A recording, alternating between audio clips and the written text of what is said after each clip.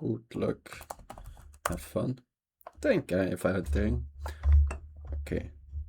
Maybe check one more thing. Yes, the mic is working fine. So I checked my opponent a little bit. But yeah, not many games. And yeah, it looked like they had quite some one game ID. So they had like one game they played Rossolimo, one game they played a wing gambit, I think. And I think I saw also an open Sicilian, but then yeah, they played into Sveshnikov.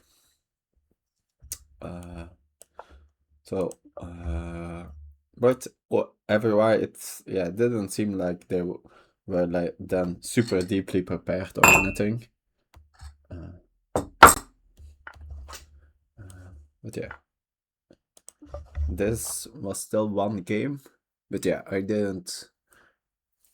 they quite quickly played something strange. Or maybe black played something strange, I'm not sure anymore. They played this early. There's here like some gambit line. Where not sure how exactly it goes. But yeah, I anyway don't want to play that. Where then white gambits the rook. But I never played that line. But it's completely crazy.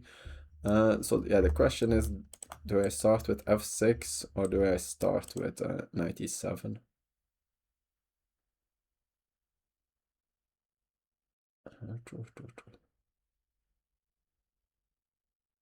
I think I played knight e7 first. Or do I play with t6? That's always the question. I think I played d6, forcing them in e5 and then d5. And then the knight goes to f5. Looks strange. Like, I could also play d5, but then they are not gonna play e5. Although maybe they play in this position.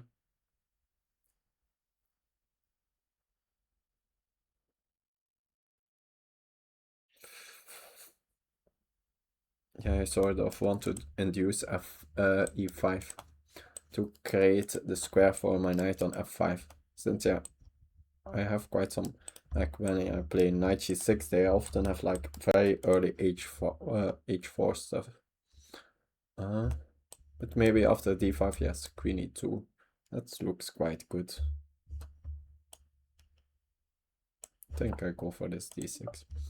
Yeah, the only thing I maybe should have like checked a bit my own games in this line to at least know in which, like, when is it possible that they are still in preparation.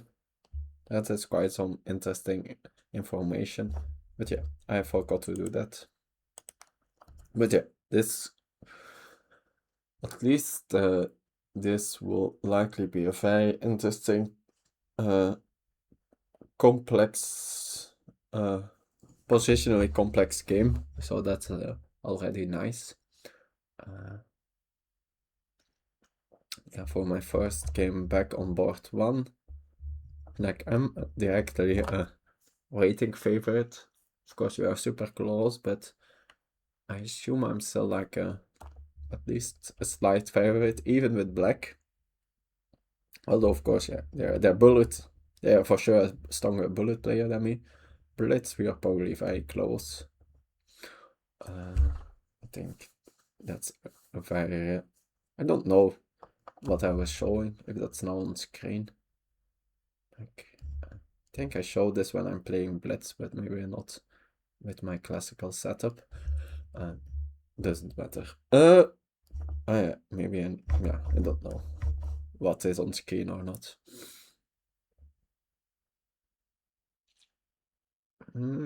So yeah, if they allow me, I will play e5 on the next move. So they probably shouldn't to do that. They could still go for that then for like some c3 d4, but then at least I know that like my knight square bishop, which is often, yeah, if this bishop becomes good, then I'm usually just better. So they at all costs need to avoid that. Since yeah, like you can see, like now it has no prospects. Like it can go out on this diagonal, but then they will just play d3. It will be looking completely at the wall. And here, yeah, here, there's nowhere to go. So I need to push this pawn to get it open. Yeah, sometimes also, no, I don't think I ever play f5 here. Play often like e4 and then f5, opening up the bishop. But usually I would wait with playing f5 after they castled. Also, I'm not sure, like if I play e5 and they still go for some like non-castle setup. Oh, they go for d3. I think I play e5 here. I think that's positionally desirable. So yeah, often if you get like this e5, d6, c5 setup, which is of course very good in controlling the center, but it has one drawback, that's the d5 square, but I already have a pawn on c6, so that's not a problem. Of course, yeah, by playing e5 I now will not get my f5 square for the knight, but g6 should be a decent alternative. Guess we could see something like e5, knight e2, knight g6, and then h4. But yeah, now with the bishop not here, like I'm at least have the f4 square too. After which the knight could, like if they do something about it, then could drop back to the e6 square, which already looks at the d4 square, which is a semi-sensitive point. They can like still control it with c3, but that would weaken these pawns both. So yeah, I think e5. Could probably have played that a little bit faster, but I have some time to explain some stuff. Don't have that much water.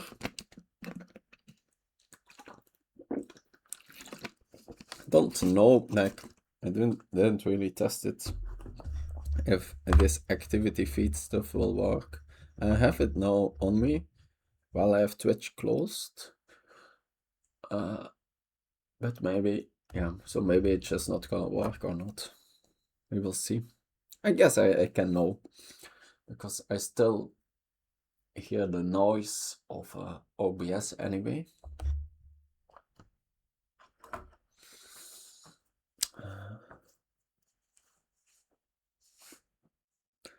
Which in the past was always funny. I was like, I hear the noise, but I don't know. But yeah, turned out you can easily, without seeing chat, still see that. Which should be okay. Should be very hard to communicate with me via commands.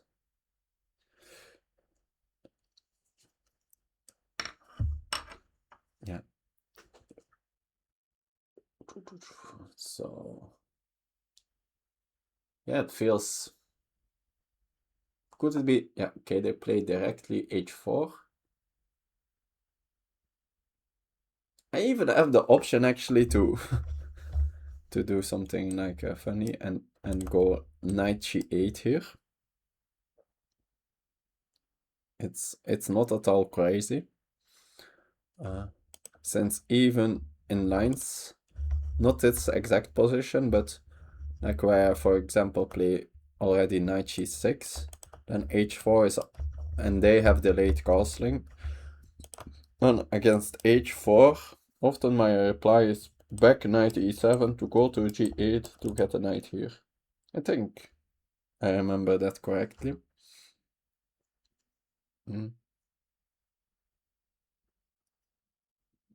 The knight has, yeah, of course, like this is also, but the problem is after that, here, let's say g6 here, they have h6, which is a little bit uncomfortable. Maybe. Yeah, while here it looks at like the g4 square, which is now, of course, weakened by this push. Like, they can still control it with f3, but that would be super weak.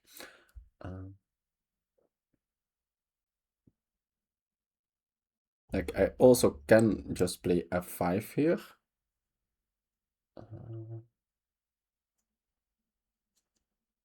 Then maybe even straight f4.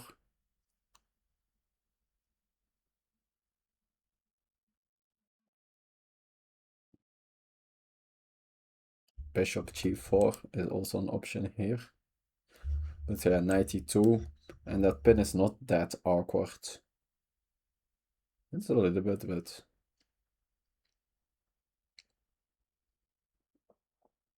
yeah, multiple. Like, if I remaneuver my knight to f6.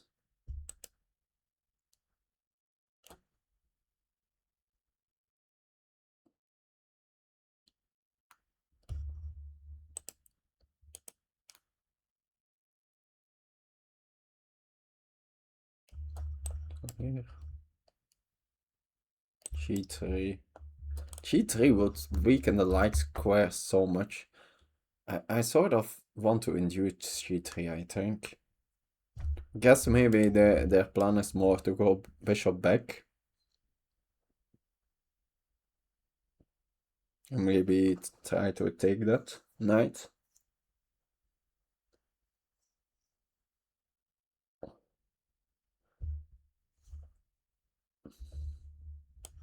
I think so. Getting a knight on f4 is of course a monster. And if I induce g3 now, bishop g2 even becomes more even more interesting. And the knight on e6 should be very good. I guess the only thing I need to be a little bit make sure that not somehow my bishop gets stuck there.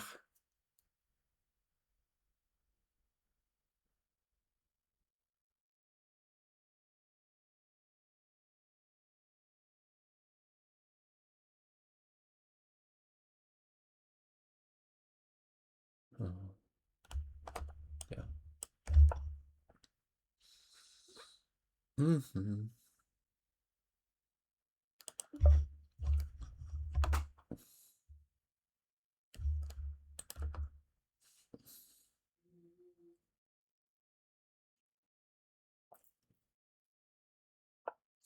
No, they go straight for that. They are playing very fast, so they could be. There's a small chance they are still in prep, but I sort of doubt it. Oh wow, I completely. I sort of was thinking here bishop g4, which is of course not possible. That's a little bit silly, but yeah, not the end of the world.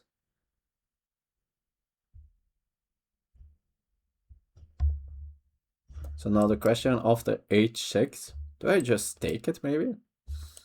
They have this idea now, which I sort of blundered.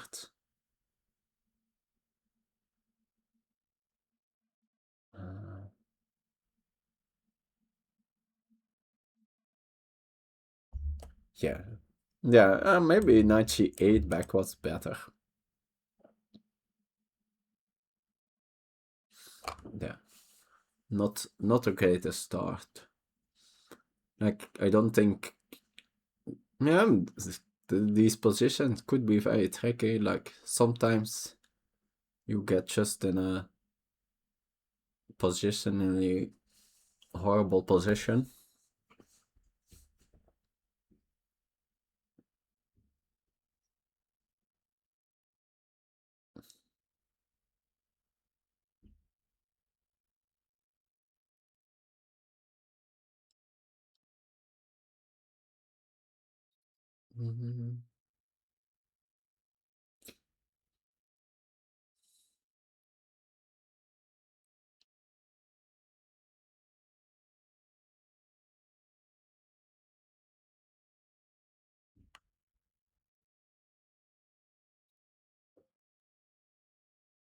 So, okay, let's calculate some concrete lines.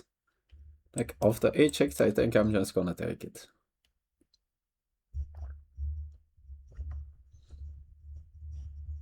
Like my king, like with this big center, my king can for now just probably stay in the center.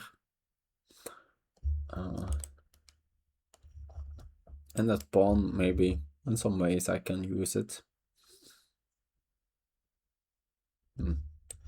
Like knight g5. After knight h4, yeah, I think I want to free. Yeah, move the knight. Yeah, I'm not sure yet how. Like this is an idea, but then maybe f4, which probably, yeah, anyway, f4 is likely. I think knight h4, f4 is probably a good idea of them, which, yeah, is probably a reason why I should have gone with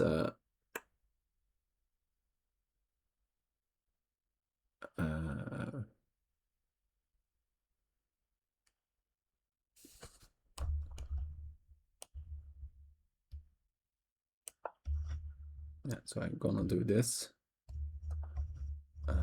But yeah, that was the reason I maybe should have gone with knight g8 instead. Though I guess they still could have played h5. But yeah, then h5 was not with the tempo. So then I could have played bishop g4 instead. At least like slowing this whole plan a lot down.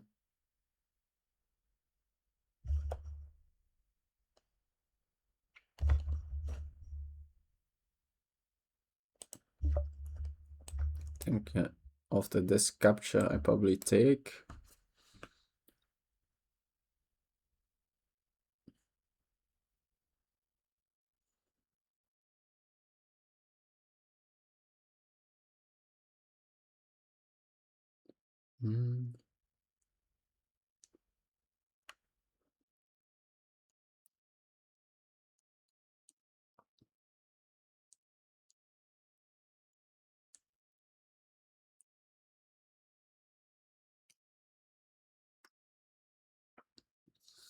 That's probably positionally quite double-edged for them to do actually, to take. Since then, where do they want their king? Like, probably they at that point don't want to castle long anymore. Because, yeah, super weak dark squares. And, yeah, short, they already pushed their pawns in this direction.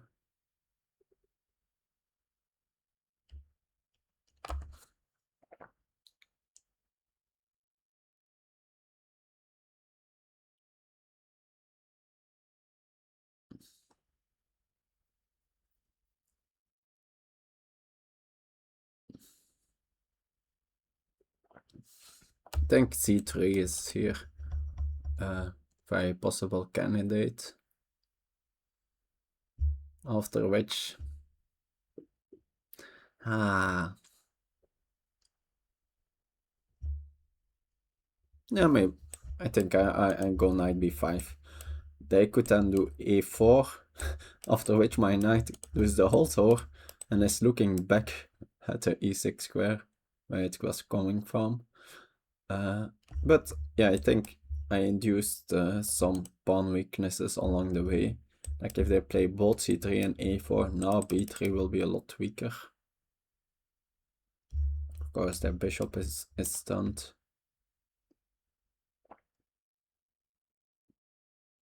And on b5, like it's quite an unusual square for the knight, but it's at least looking at some sensitive spots. It's fighting against d4 IDs. Okay. Very sensible, of course.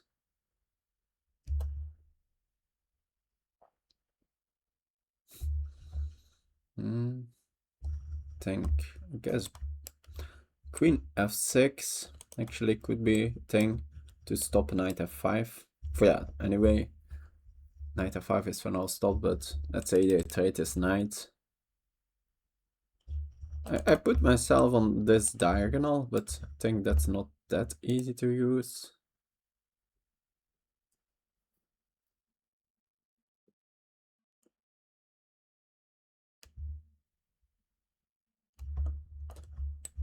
Good, and after queen f6, maybe in some lines I want to play g6.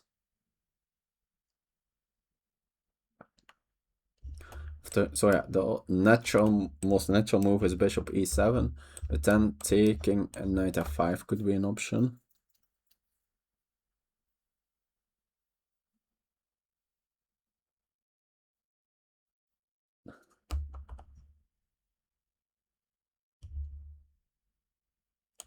Though I guess I can have done just bishop f6.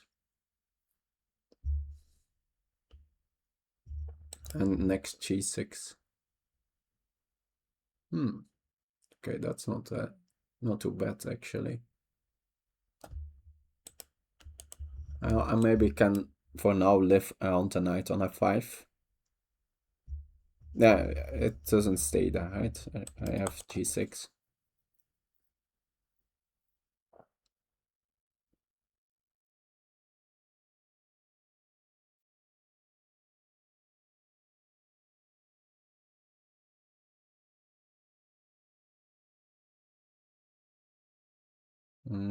Queen a5 is an option.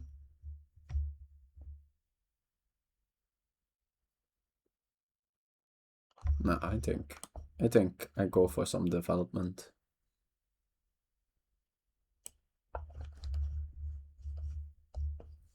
Also stops f4. That's nice.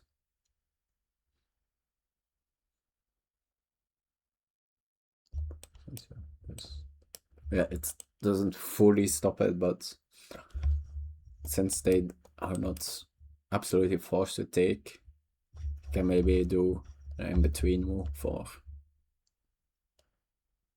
But at least it really fights against it.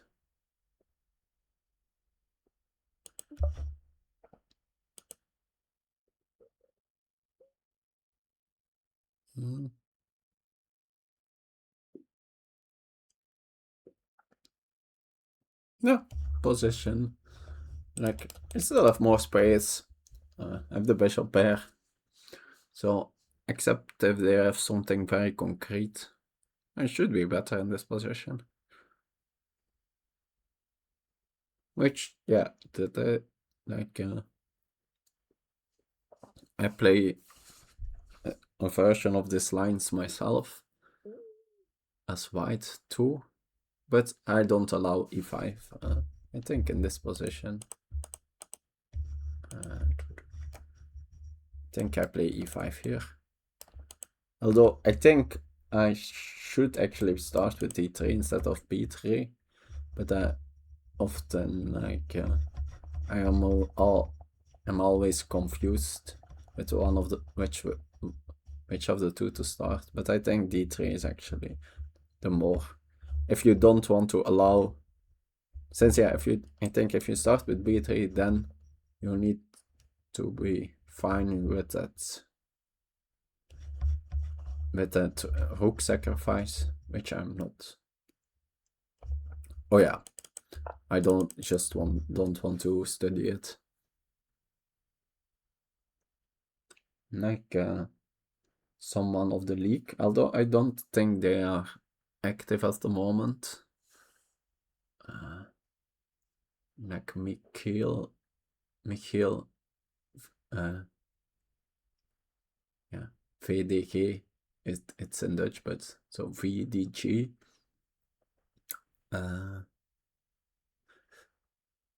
They played like an amazing game in that line against like a 200 or 300 rated higher, where they sacked rook and in the end won the game. It was like going all directions the game, but in the end they won. Yeah, 17 people here, and not here on Twitch necessarily, but on Lichess, that's quite a serious amount.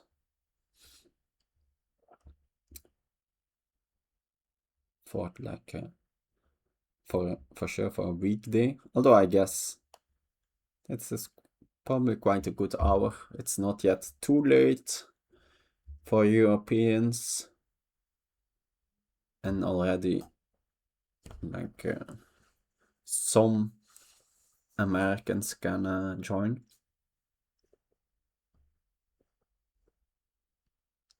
Of course, yeah, it's now officially way too late for Asians.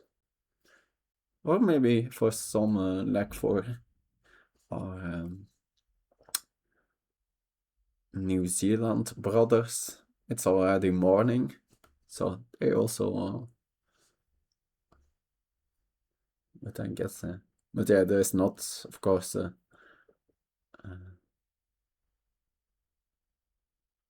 like I think most of the world might be asleep at this moment, but the league is not that represented in that part of the world, like China, India, and even some other big countries, like Bangladesh.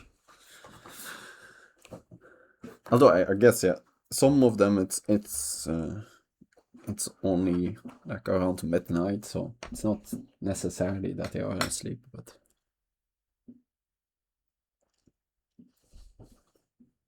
so yeah, their first big thing. Yeah, these positions like extremely complex. I had some like crazy interesting battles in them over the board too.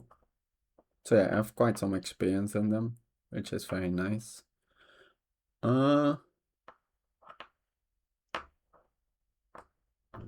It's not, yeah, not that easy for my opponent for candidate moves.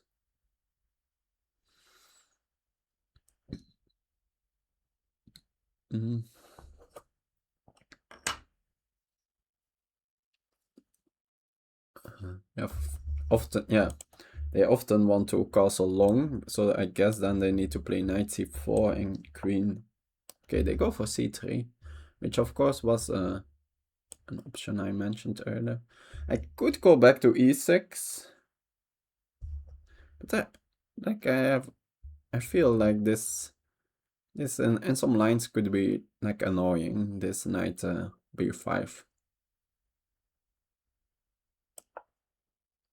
Like sometimes even like maybe queen e5. Looking at this, I'm looking at this c3. I'm fighting against possible. I guess I'm fighting too on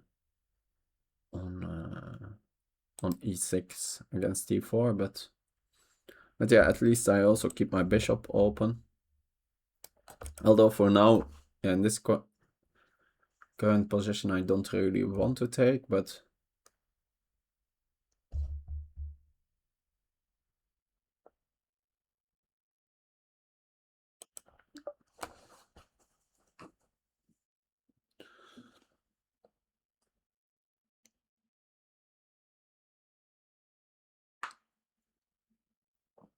so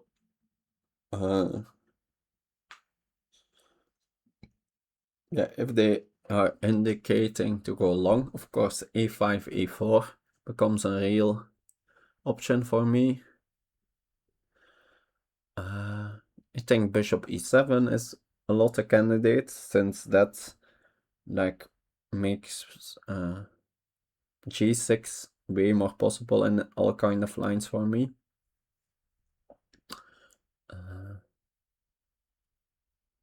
Not, yeah, not necessarily. Yeah, it's of course partly because then like this long diagonal is defended, bishop, but it's mostly because my rook is defended, and so there are no tactics on the file.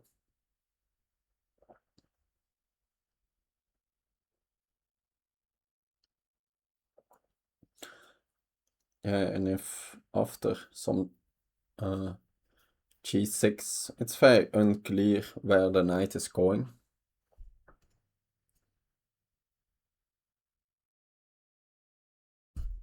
Yeah, since yeah, after all g6 lines.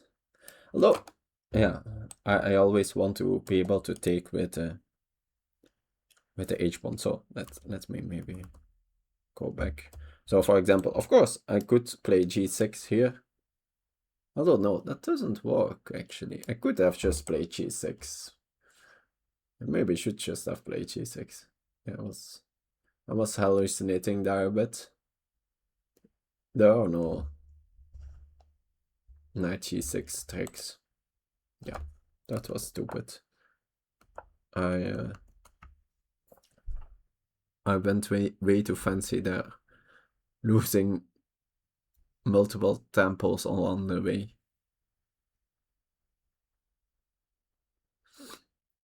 Yeah, not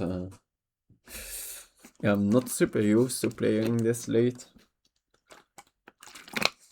And for now, like, it's not that I haven't blundered anything, but my calculation hasn't been super sharp yet. Yeah, I'm missing stuff and variations and like that. So that's not great.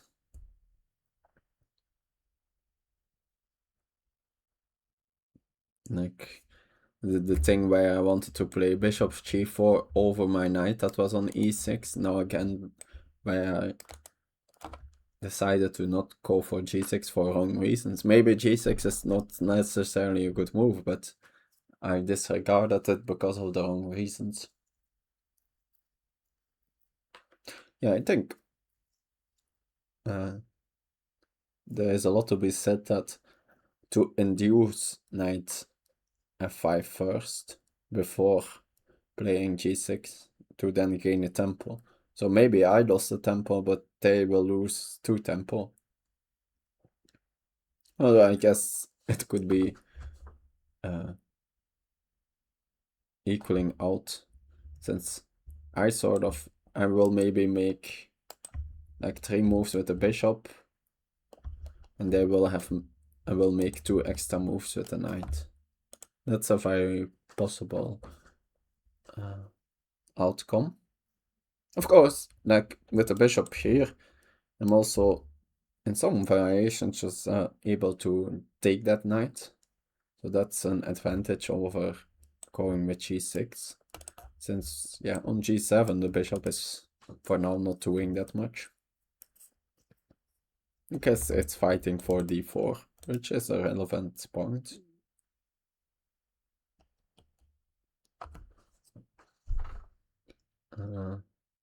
Yeah, they could go for some a4, knight here, and then d4. I'll probably take at least once.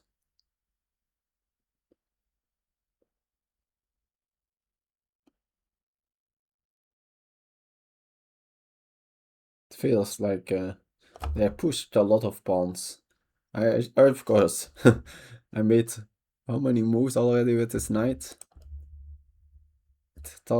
It's already quite some journey for the knight. That's 1, 2, 3, 4, 5, 6. So of the first 13 moves, I made 6 moves with one knight. Usually not to be advised, but I also made like here 3 pawn moves that are not developing move, 4. Like this, yeah, d3 is usually a develop, and they make both c3 and b3, which is one of the two is not a developing move, and then c3. So how many are that? 3? I guess 5.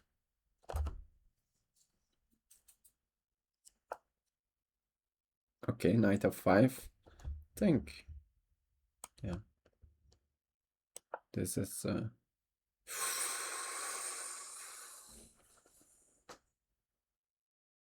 they have some like knight c4 is here for sure an option. Since then, after a4, they will be threatening d6.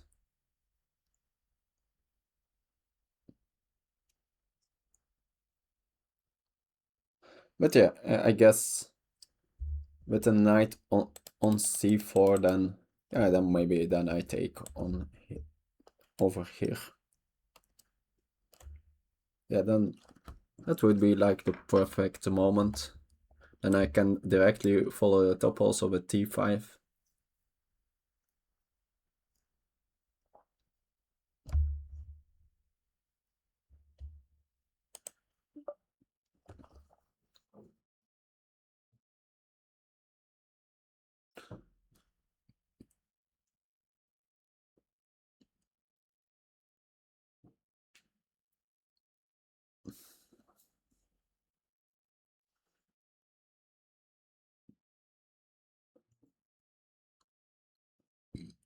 There's also something to be said to wait with to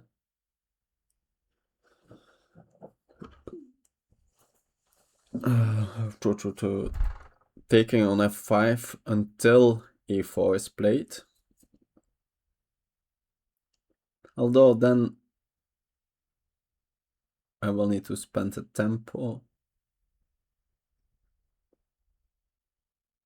Yeah, and then anyway, will play g6 on the next move, so they are just not no, I guess they can play a4 first, but then yeah, then I at least have that in.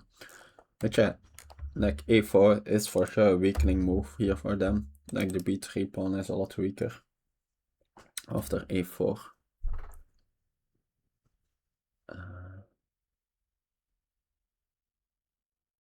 And yeah, it becomes even more like, where do they want their king? I guess king side is not that weak for sure. If they can force me to trade off my light square bishop.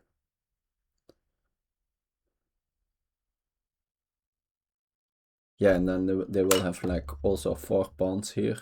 Like 2 of them will be very advanced, but like they have quite some decent pawn cover on that side of the board. So that's a very reasonable line, actually. a4, knight c7, knight c4. I think I then need to take...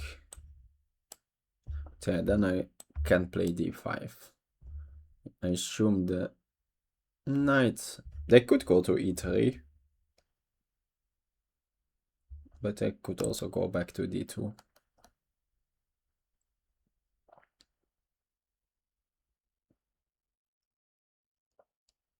And at that point...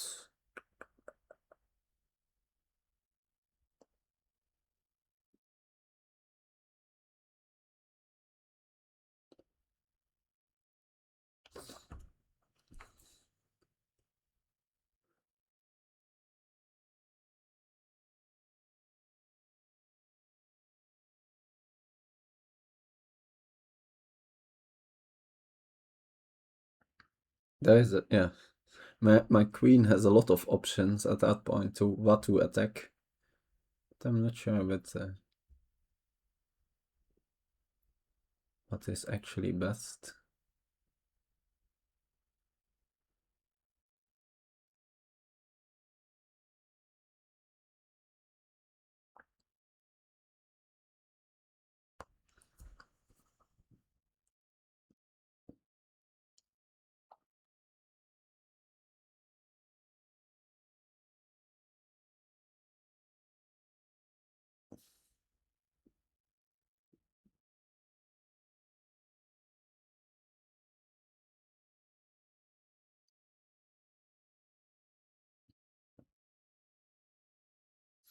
No, in that line, my knight on c7 will be a little bit stuck.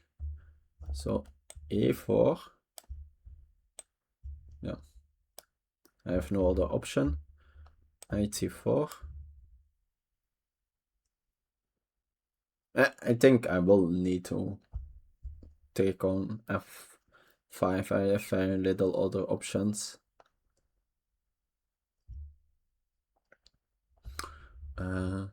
So then there is a pawn here.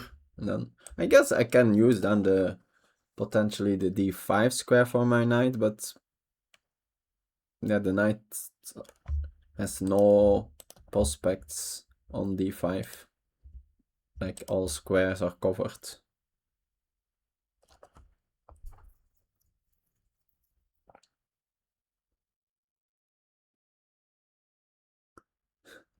Yeah, might be that then in the future the best for my knight is to go via e8 to end its complete knight tour on the most natural square for the knight.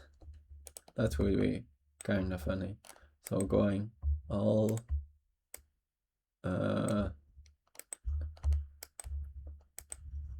using this route to get to f6.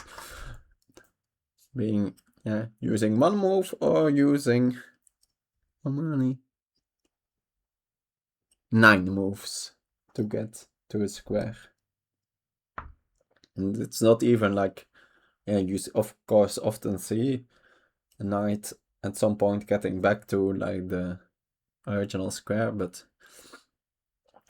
it will be the first time it arrives. So, and it's even like no double squares, so it will be already 9 different squares at that moment, and it will be only looking at new squares.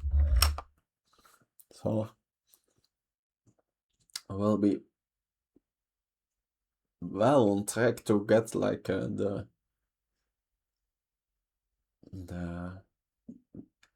move your knight to all the squares of the board. I think it's very likely I will complete, very unlikely I will complete that challenge, but if I ever will be one of don't think I would. It will be a new record. It could already be like a new record. Like after a4. That will be 8, right? So it's already a lot. Okay.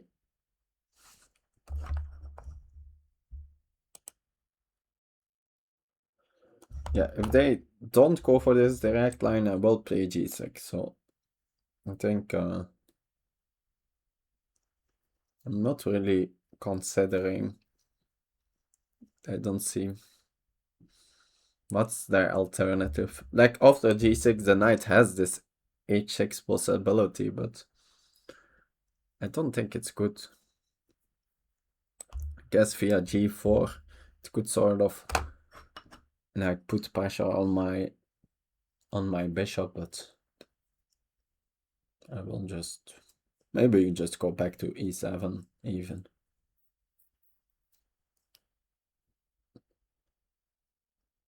Yeah, that, of course it depends. Is there still pressure like indirectly on my rook?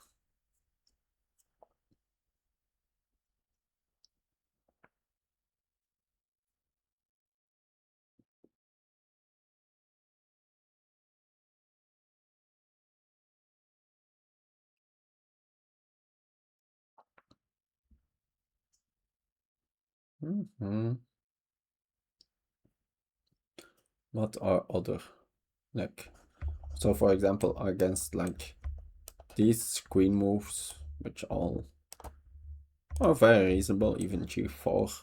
No, g4 is just loses, right, against g6. I think, yeah, maybe it doesn't lose, because, no, I think there's no square. Like, yeah, also after, like queen g4, g6. Now, if necessary, I will take with the f-pawn. If it wins me a piece, then, of course, I will ignore the positional stuff. So queen g4 is not an option, but f3, e2, c2 are all very possible squares. But then think against all these, I will play g6. Against knight c4, I will play g6. Against, yeah, for example, castling, for sure I will play g6, but don't think that's even coming to their mind. Guess the only like could some like f4, but doesn't feel right at all. Feels super weakening. So I think, yeah, most likely, I think a4 is quite likely. Otherwise, maybe knight c4, or maybe one of these low queen moves. Don't see. Guess in some way going for d4 could be an option too, but doesn't look good. Yeah, see, some c4, getting my knight back to d4 looks complete positionally horrible.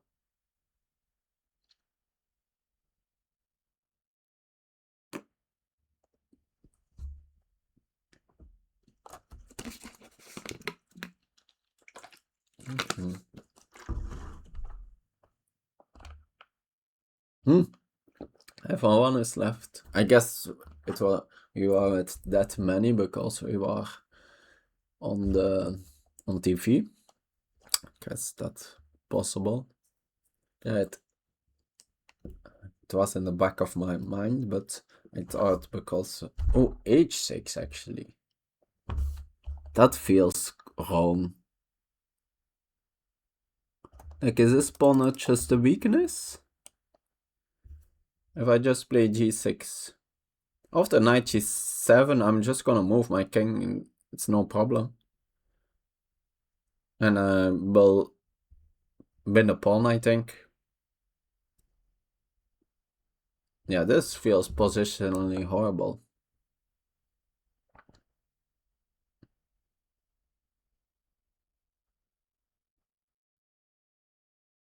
I wanted to, like, they forced me into the move I was going to make anyway. Like, let me show, of course, there's no tactical, but yeah, I don't see it, so. Okay, they go for the check, but I'm not forced to go to f8, but I think I will do it. Of course, like,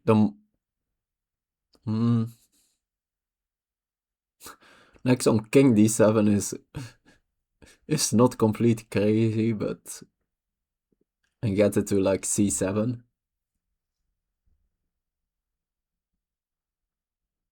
Or like e7.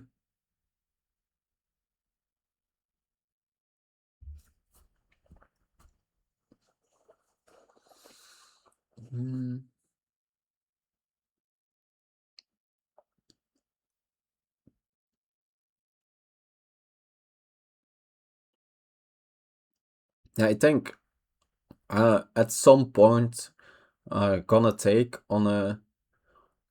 Although maybe actually better is to like try to just win this pawn, and then I will just win the knight. Yeah, the downside is my rook will be stuck for some time, but at any point I can take the knight and the pawn, and then my rook is free.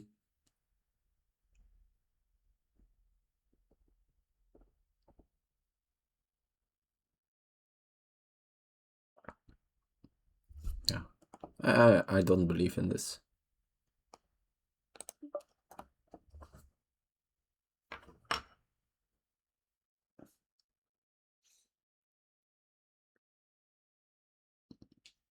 Don't think there's that big a problem. The biggest downside is it's not a king, but it's a rook on h8 that is not playing.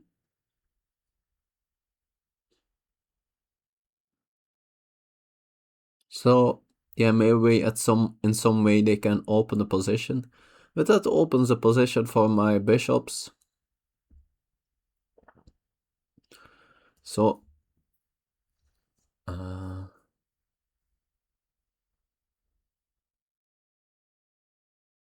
I sort of now want to play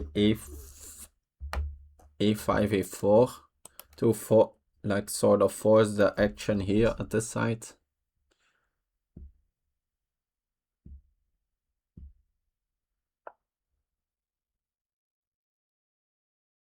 Also queen a5. No, then there's knight c4. That I don't want to allow.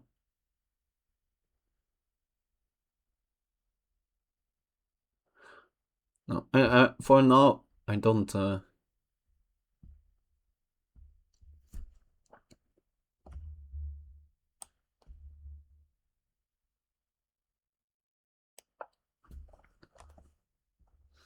Yeah, well, I first want to, like, at least somehow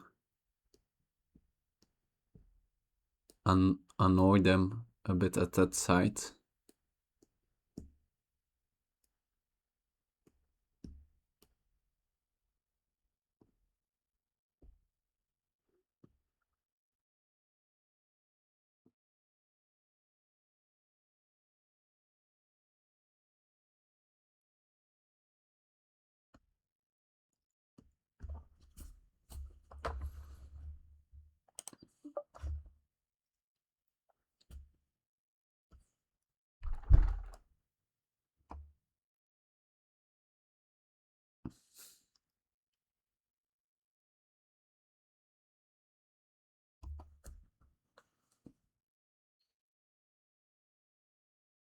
I have taken away that square now for my queen.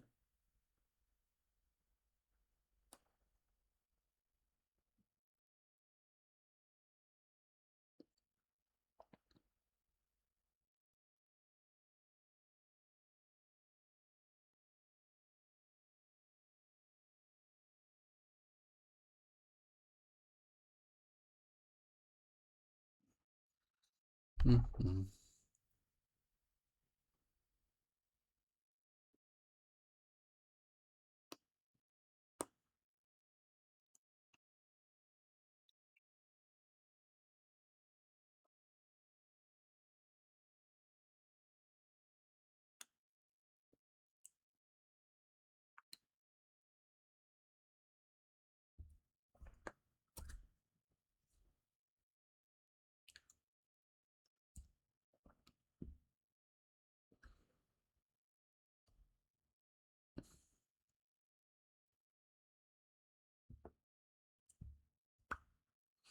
Hmm.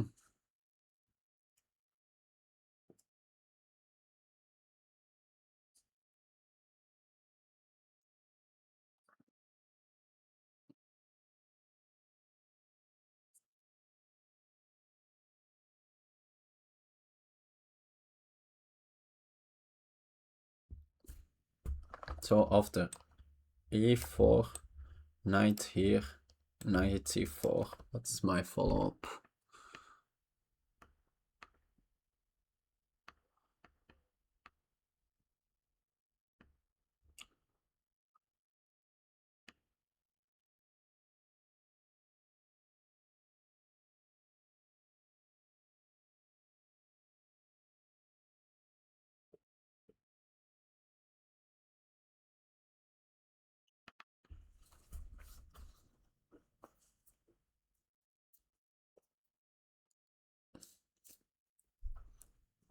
Mm-hmm.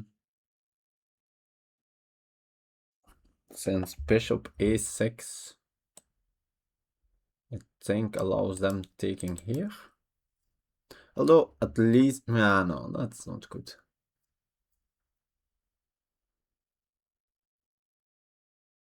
I have like some then taking on d3.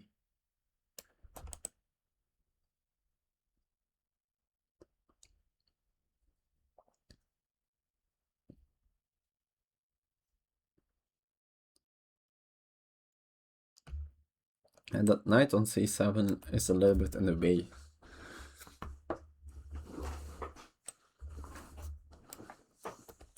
And I don't really want to trade off this knight on g7. I want to keep it trapped.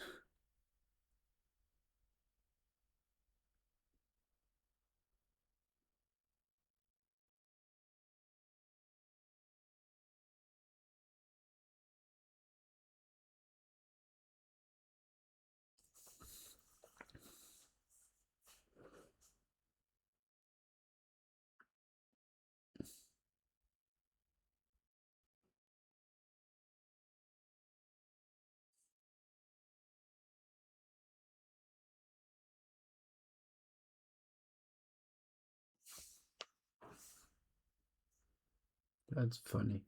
Funny situation.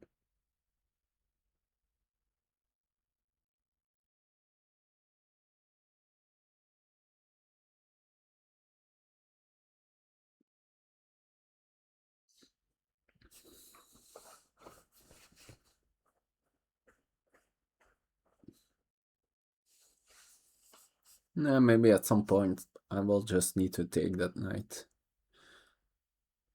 It's not super happy to do it, but pawn is a pawn.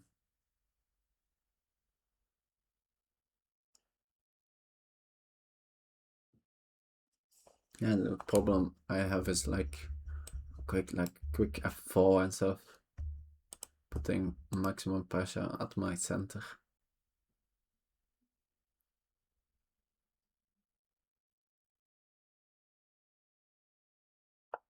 Yeah, of course. Like, no, there's no way I go a7. That's just too silly.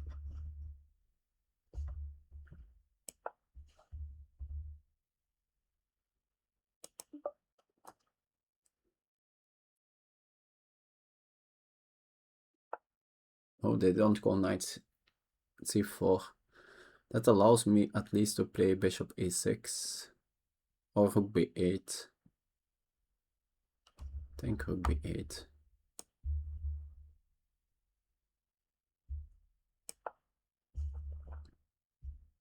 And putting pressure here. Of course, yeah, now they are gonna prepare some like rook f1, f4.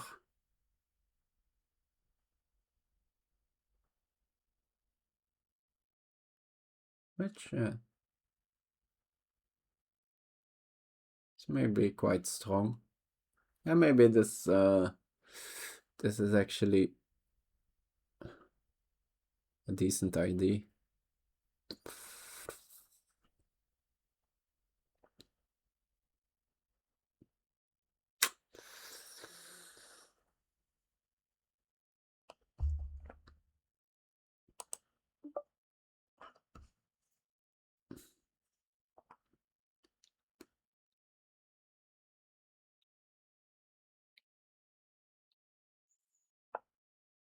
Okay, go for defending that, spending a tempo on that.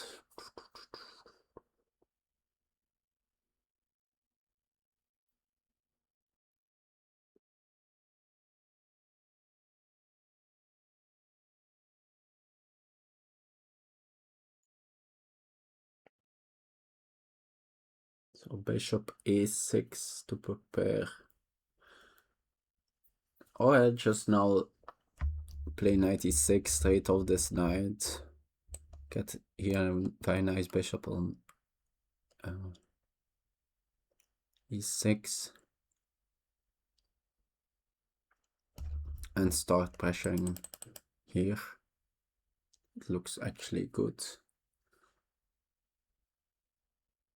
Or maybe then I play c4.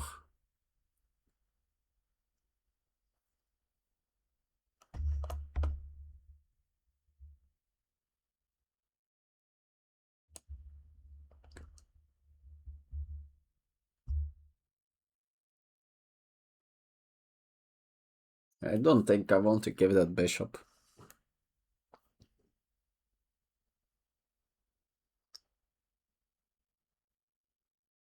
Think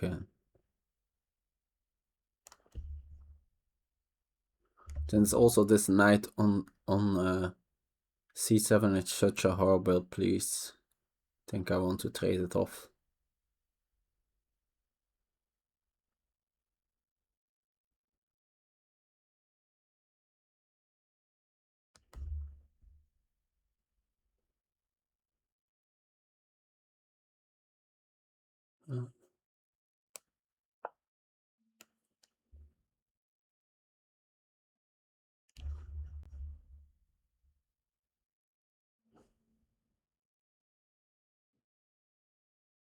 Yeah. It was everywhere in the way.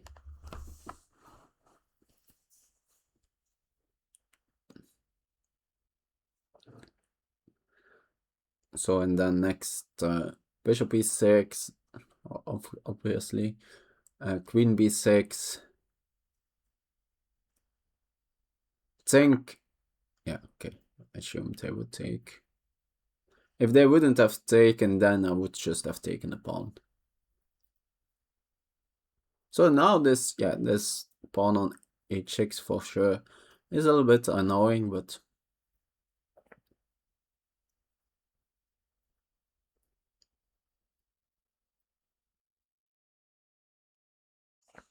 I think I just queen b6.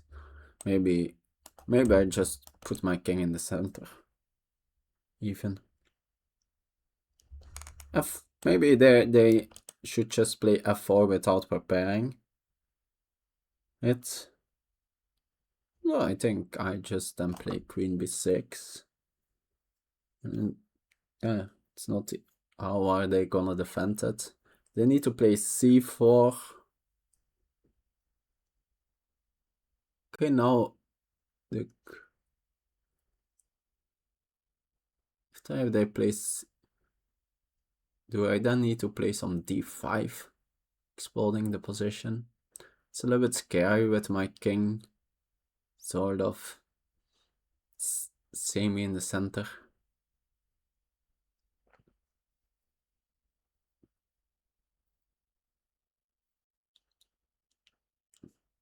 And also c4, that opens up that dark square bishop. Although maybe c4, I of course also still have like the idea of bishop g5 and just taking this knight. That's that's also true. So the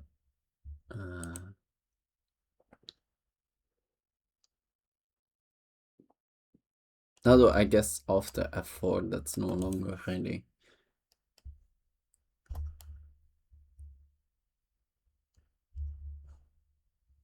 So they could just play rook f1 now, and after queen b6 now play c4, and I don't have this bishop g5 ready.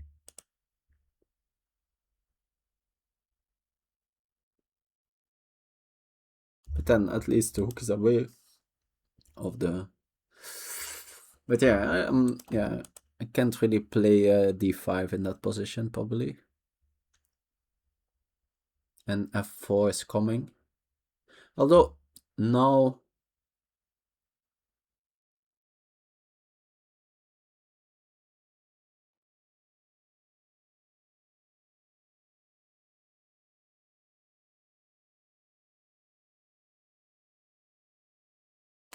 maybe I have g5. Nah, not g5 feels wrong.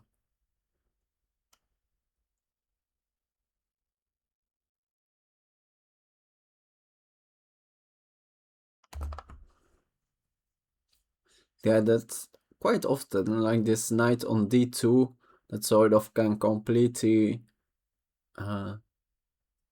defend everything. That's a very possible issue for my position.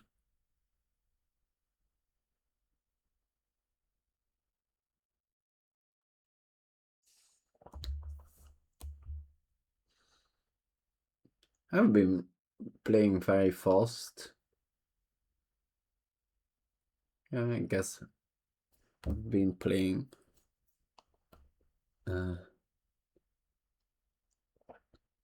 yeah, I don't think I played. It's because yeah, my opponent. I was mostly thinking about on my opponent's turn and already having decided. Like I got very little surprised on of moves, so I already had like prepared my reply.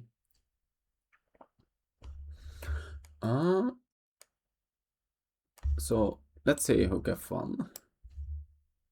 Like f4 is an option too, but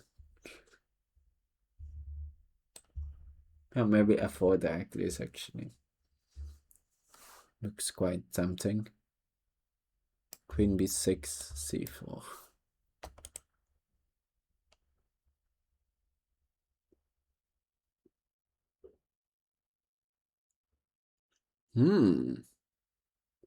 I see.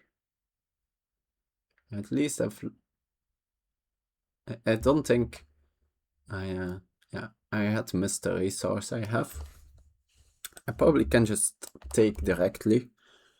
That I hadn't seen yet. And then play queen b6, and I have what is it? That's a skewer? No. Indeed, yeah, like the knight on b3 can be defended in that position, and otherwise the bishop hangs.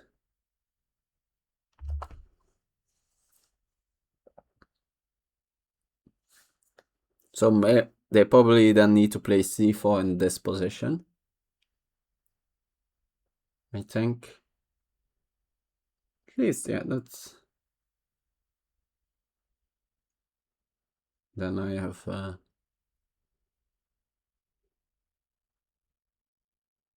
some alternative options. But yeah, c4 might still be good in this position.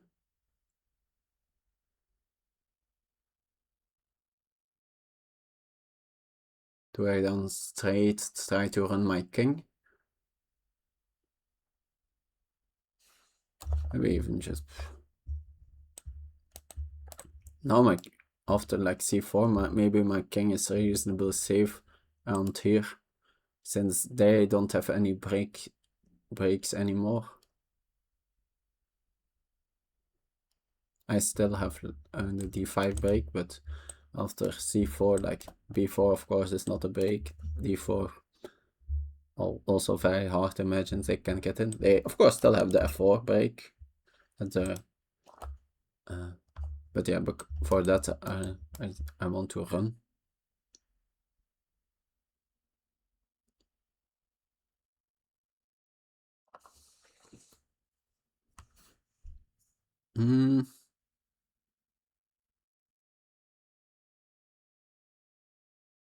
Or do I first play g5?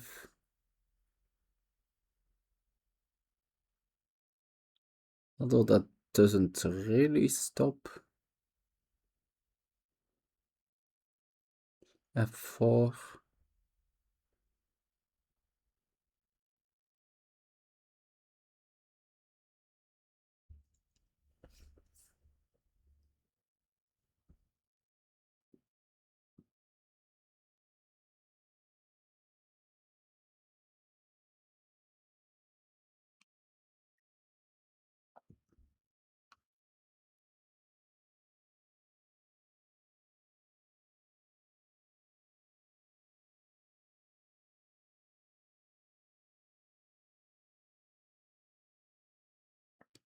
That's interesting.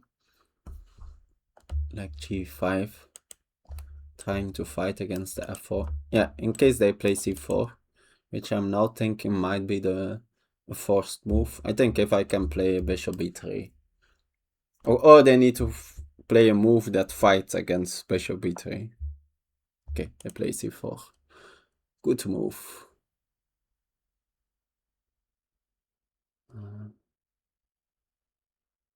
Also, yeah.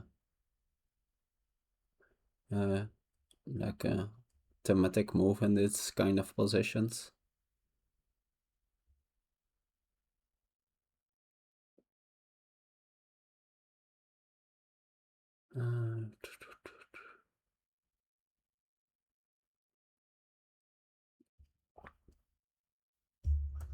But now, I guess I have this idea now, which is not that easy to parry. Maybe, yeah, the problem is f4, my rook is hanging. Yeah, that's a little bit a problem.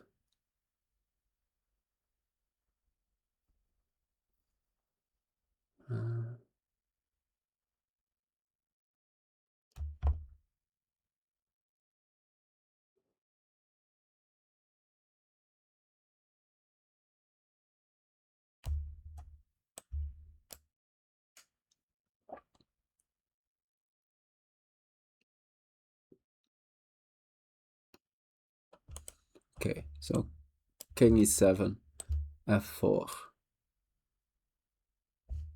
king d7.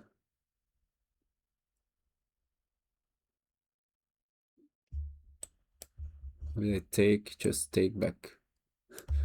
I have then weak pawns, but with then an open file here. Although then I also don't have any breaks anymore with the set.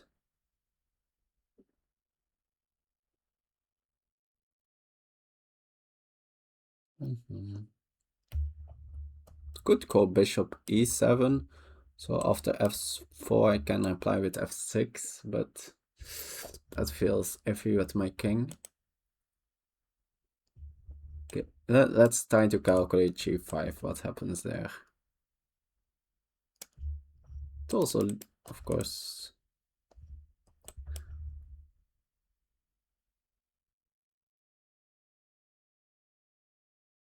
and this knight is sort of stuck to this pawn, I think.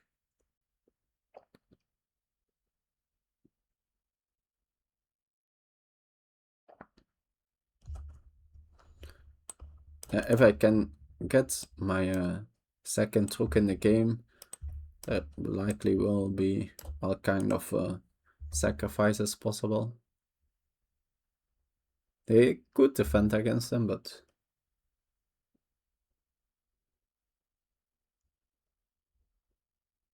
yeah, maybe it's not that hard for them to defend against them.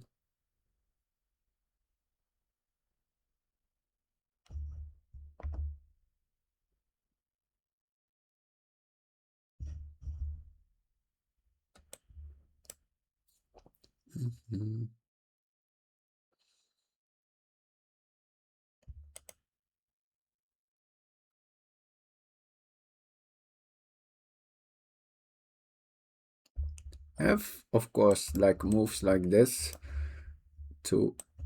uh, to have bishop g4.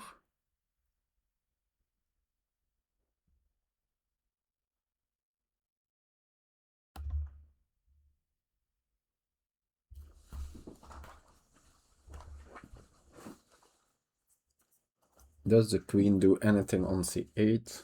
Don't think so.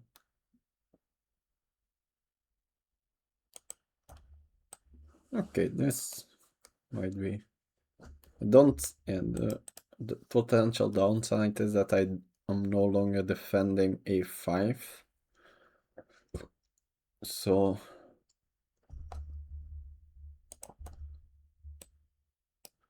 they then have potentially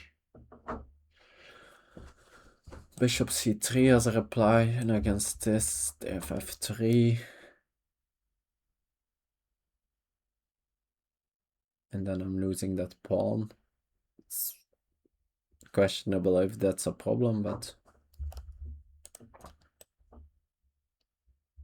And against...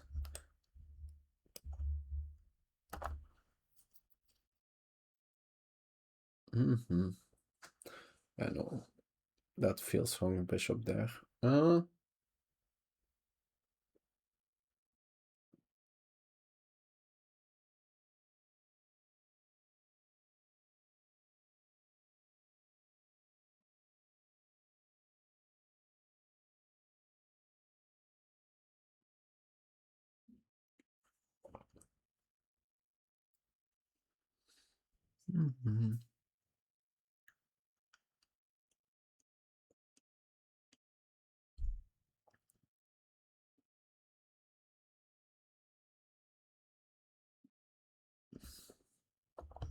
Maybe I go for g5. Just to slow their play with f4 down a bit. Because it's like a...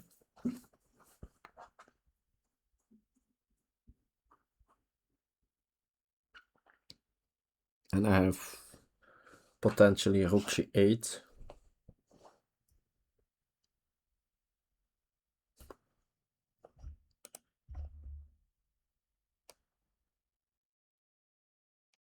And this knight can't move because I have queen b6.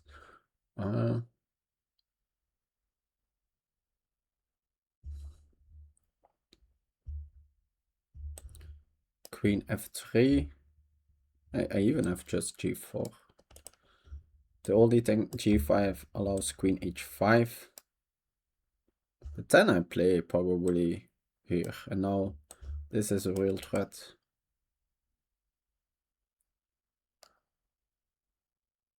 Or c8, one of the two. Okay, I think I go for this g5.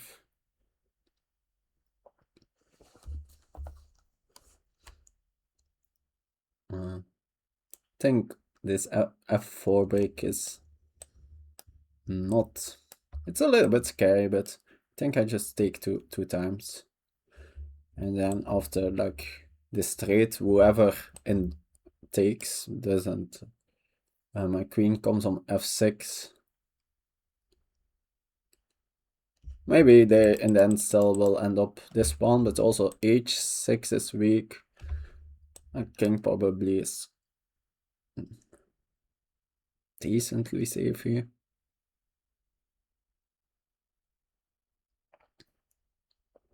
My bishop is very stable, I think, on e6, which sort of keeps everything together.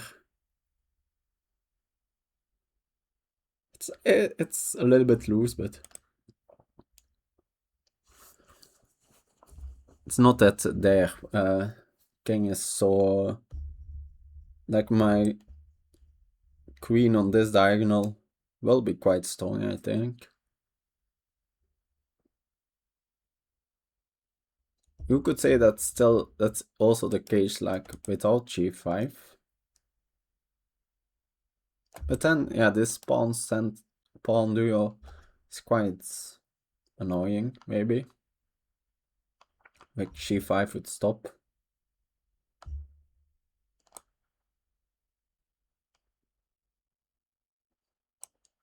It feels also wrong to push a pawn in front of your king.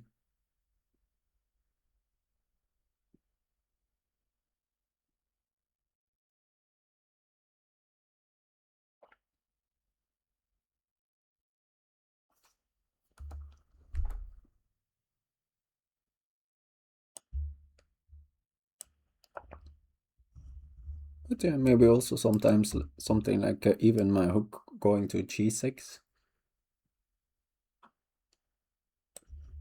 Putting pressure on this weakness.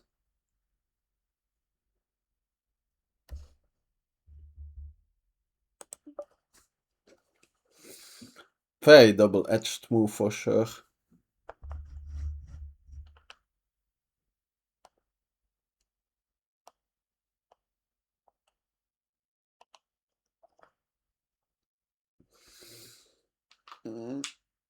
Ah.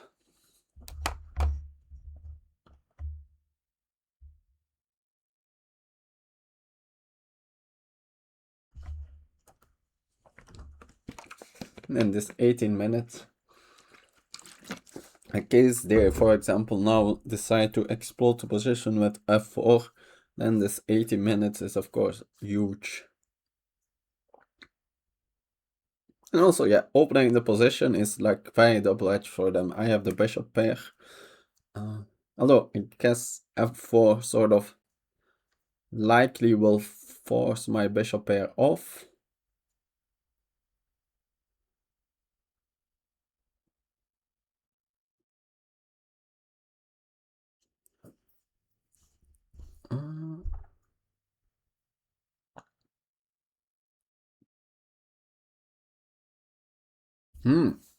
Another option actually. Nah.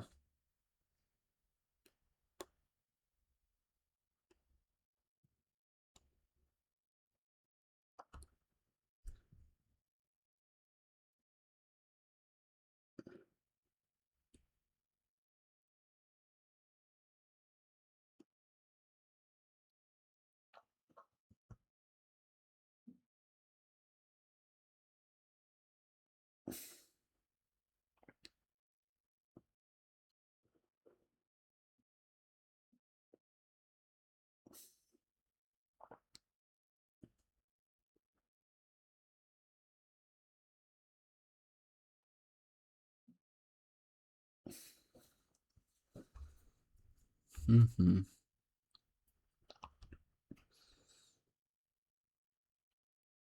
think if somehow, if I, for example, somehow can transport my king to, yeah, I can't do that in one arrow, somewhere here.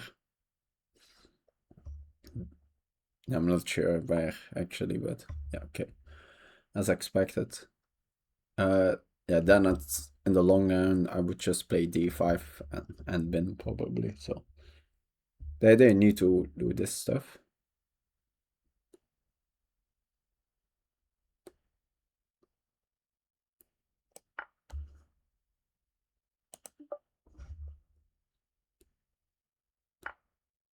Okay. Guess they could they do something like e5.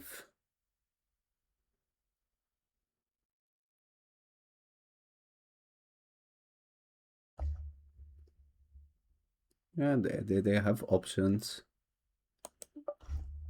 To my king, it's a little bit sketchy at the moment. Yeah, they play e5. Okay. But what is actually the idea of that? Oh, that's nice. There is at least a nice idea. I think, yeah, taking.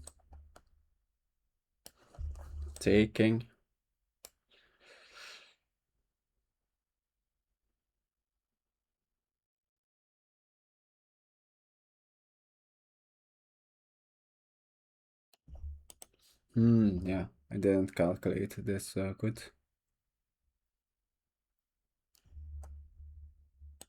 Have here, like take, rook g8. That feels, of course, sketchy. And take, now bishop here. And when the queen I capture, like both my rooks are attacked. This one is defended, but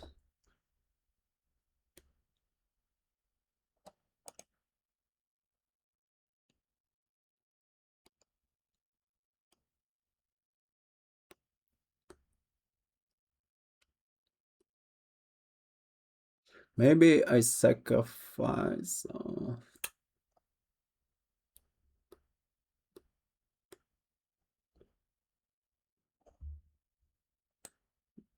I have an option. I have option to maybe sacrifice the exchange.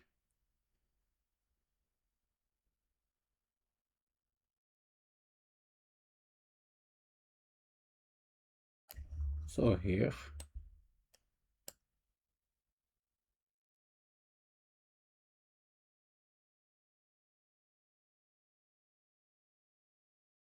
That's interesting.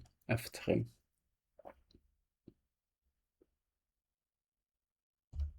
Over here.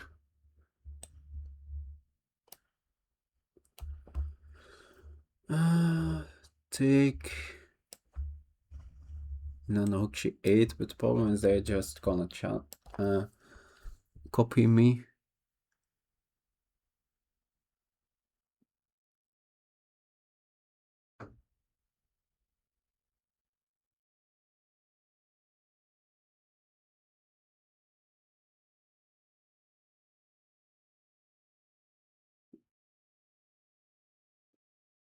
And yeah, e5, very good move, which yeah, it's all too late.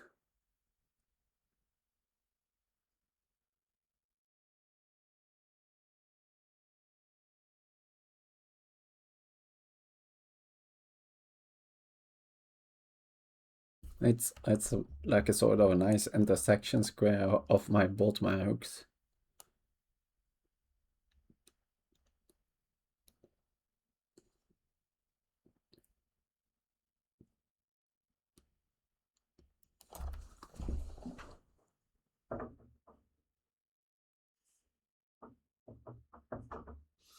I think sacrificing the exchange is for sure an interesting option, but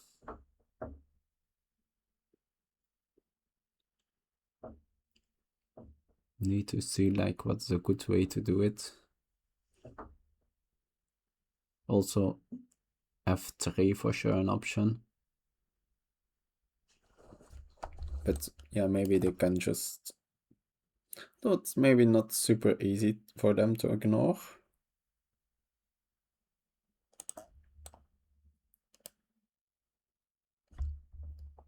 And so knight here.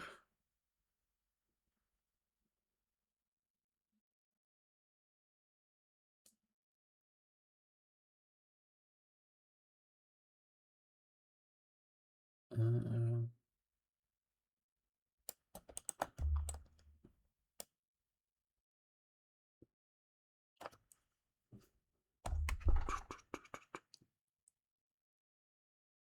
okay.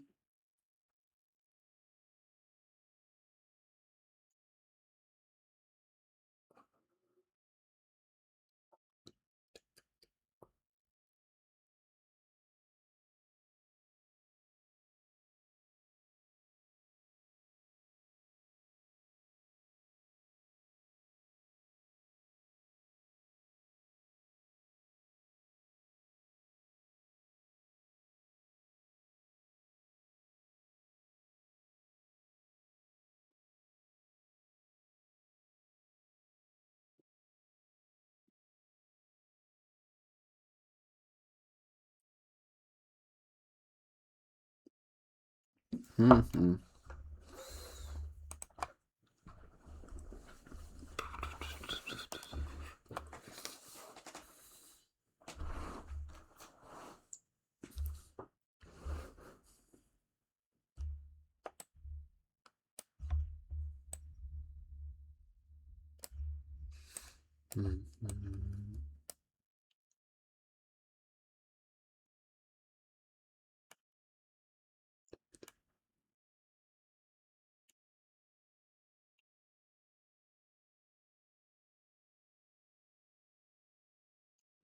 Mm-hmm.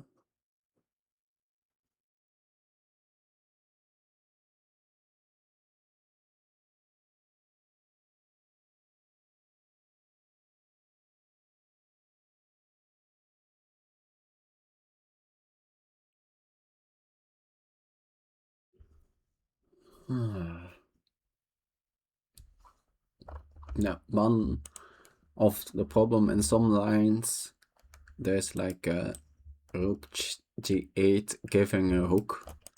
So let's say we trade one pair of hooks, and then the second hook comes, then they will give a rook, get my king to this square, then give a check,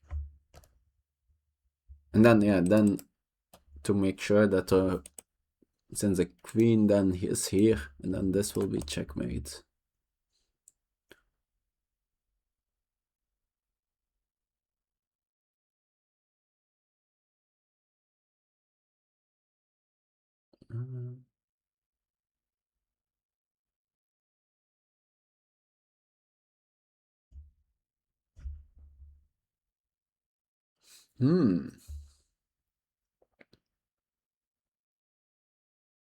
Maybe take, bishop takes, bishop g4.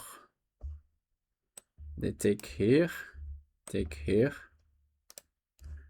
take here. Yeah, take even a check, and then so that's good for me.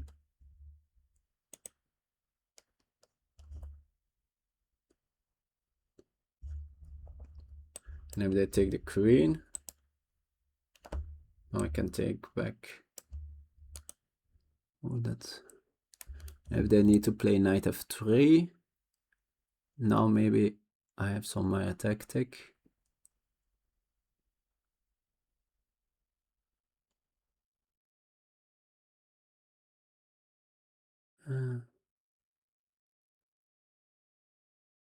I know, then I can take. So that Tactics maybe works. Yeah, that looks good. Sort of, if this works, that's sort of a lucky escape. I hadn't seen this at all. Also, absolutely not certain it works, but... So here. Here. Here.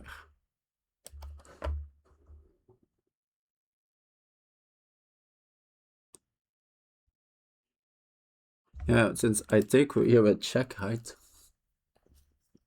which is huge. And yeah, if I can, like, you could say, oh, it's just, if I can give one exchange, get one rook off, then the other rook just stands very comfortable on g8, blockading any play on that line.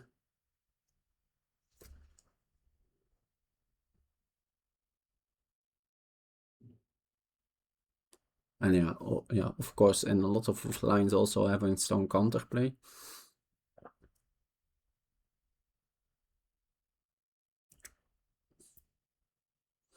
And if they take my light square bishop, now their dark squares are super weak.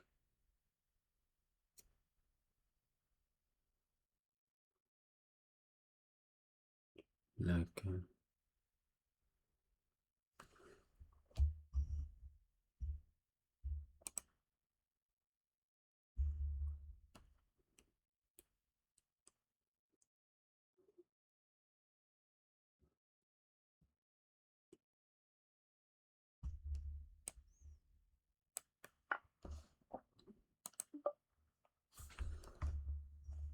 So this.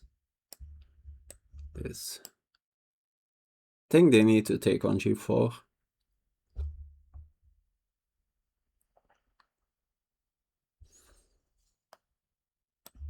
Since, yeah, let's count again.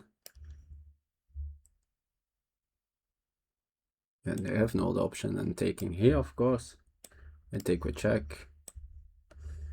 Let's say here, taking here, I'm not sure. Take here. Let's count. Just count. I think I'm an exchange up in that line, right? Yes. I have two rooks. No, minus, they have just a rook and a knight. Also, I'm up all night thinking that line, but it's relevant, but because all my pawns are weak, so at least having them. But yeah, I think I probably just put everything then on this pawn and then this pawn. Oop. Or even here, these are also passed pawns.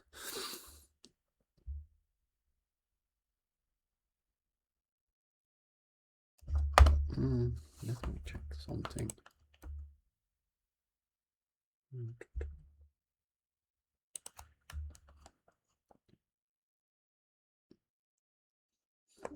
I hope everything is running smooth. That's always scary. Oh wow. Okay. That's good to know. So yeah, sometimes my laptop just shuts down. But yeah, so it's on Richards. What could be the reason? And it looks like it's because overheating. So we'll need to find something to solve that. Like during the stream at some point.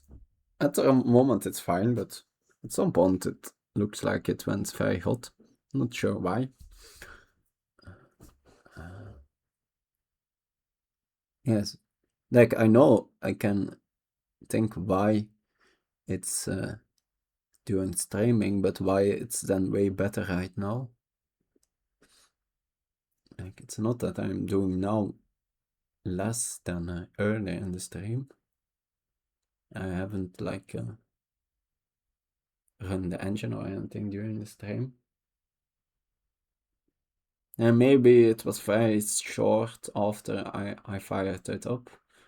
Then back then I had still like a couple more things open. But yeah, the difference is gigantic. It's like now it's all my cores are like only low in the 50s. And at some point, yeah, max was like 94. And all others were like high 80s. So that's like all 30 until even close to 40 difference. Okay. That's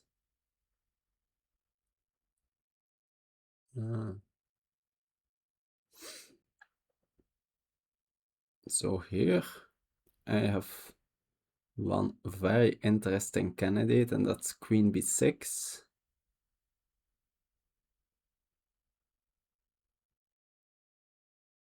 Although I guess it doesn't really work. After the check, something like king c1 or king b1, and the queen probably defends.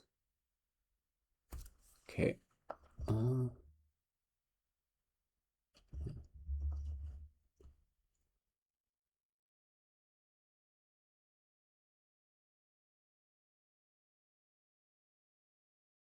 Okay. Yeah, again, didn't check this at all. But yeah, I needed to just like make a move to survive.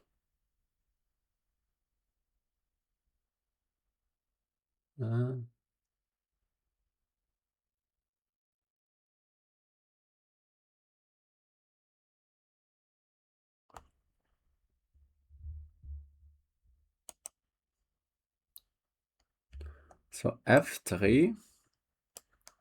And after queen f3, now maybe I have queen b6. Since after any of the captures, f here and here.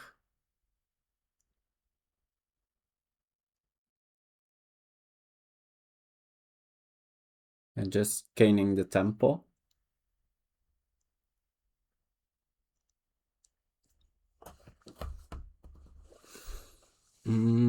Although maybe after f3, queen b6, they just go 92 back.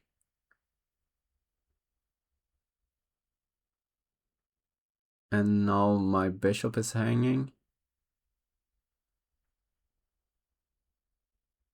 Which is quite... So then I have bishop g5.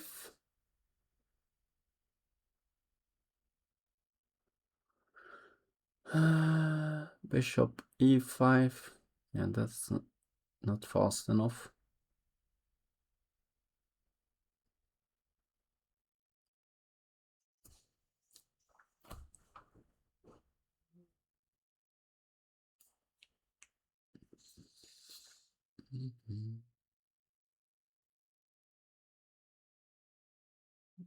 And this looks, of course, very strong. They are using my fact that I have very bad coordination.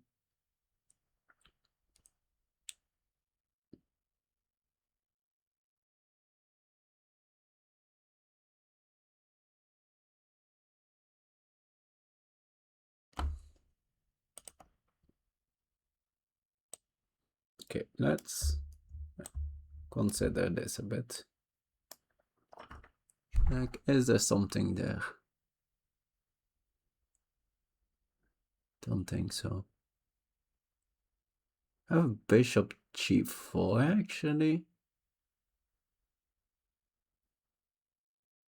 No, then they have queen e5. Although then at least I'm taking an exchange.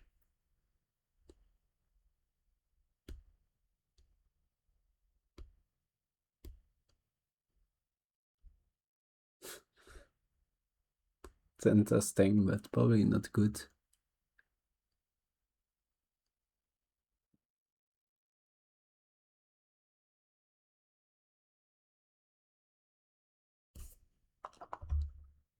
So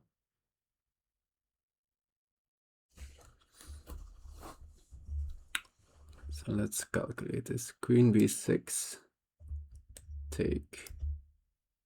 I think I need to play king c1 because the other variations. So yeah, otherwise bishop g4 is stronger.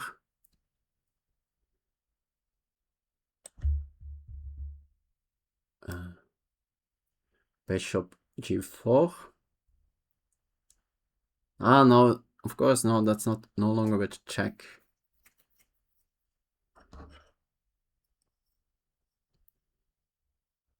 Maybe, so maybe you start with bishop g4 actually. Makes some sense.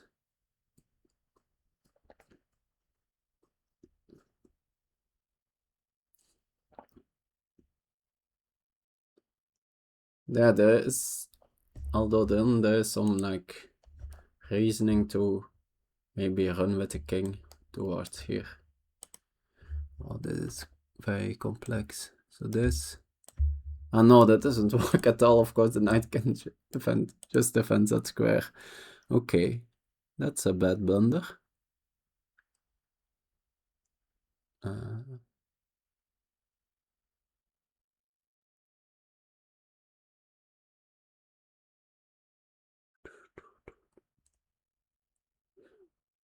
Yeah, I said earlier that I'm missing a lot of stuff.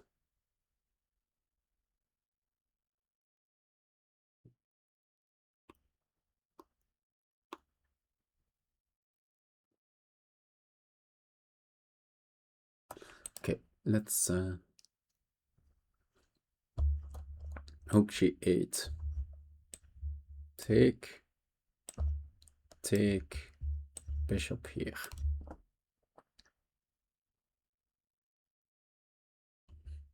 Ah, so I was thinking,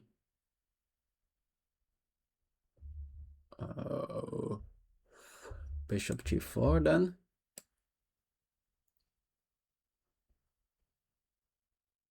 Although now, yeah, at least then, yeah, in that case I would take an exchange. So let's say they take again. But then I just take.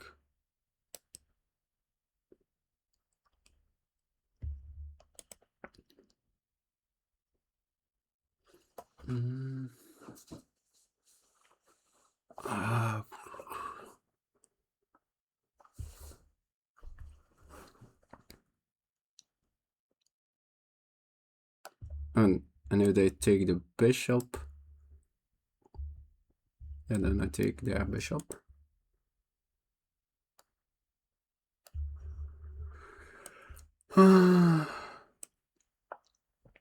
Don't see, like, I can be losing here at any moment in one move.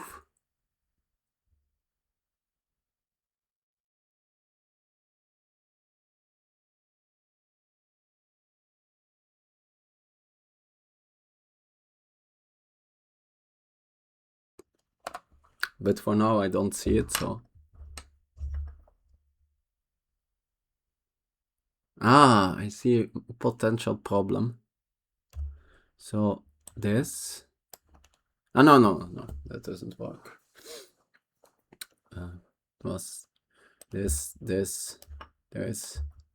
I had misvisualized that after bishop g4 there's no longer bishop d6.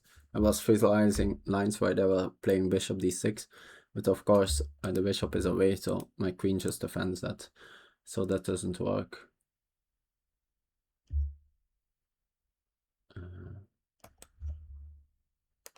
And if they take, then I think I just take.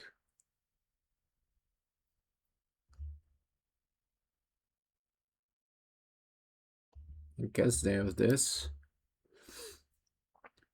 That's actually maybe decently strong. Okay, need to consider that for a second. So this, this, this, this. So that could be a reason to play rook c2 instead, I guess. Rook here. So yeah, then this is with check. Of course, and now I'm sacking an exchange, but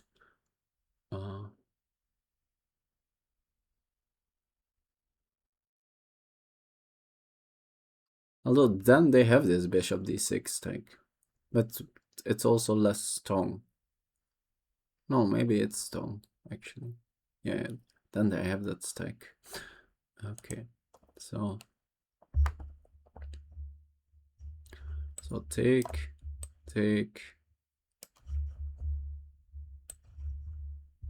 I soon will need to speed up, but of course this is super critical. Maybe it's not at all critical, I'm just that lost, but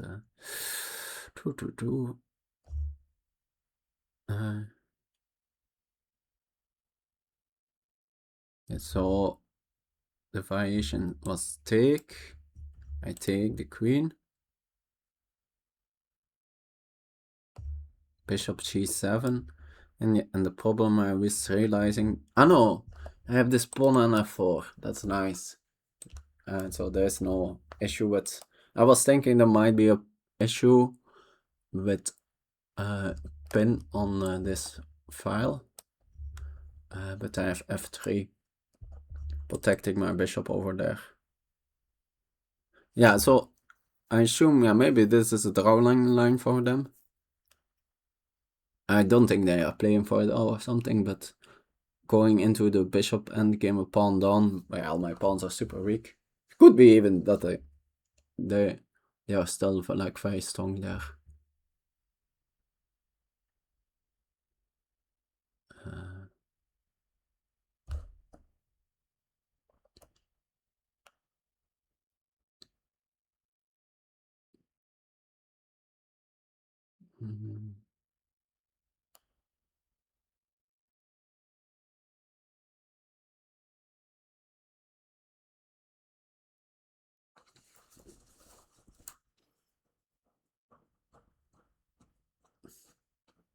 Or I could sacrifice the exchange there, then I'm back 2 pawns up.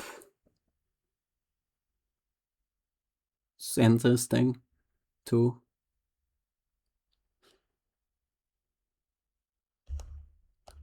Since yeah, I will already then have like bishop on a2 with a pawn on f3.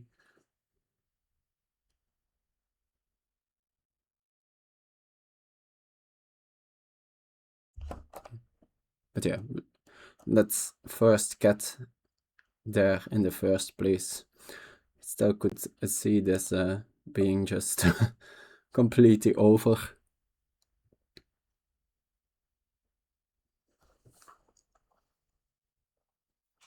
Since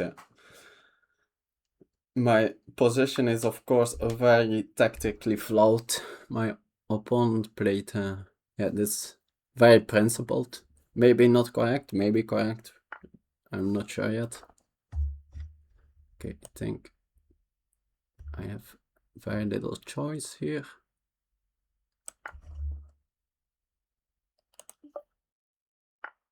Okay, there's an up to into this.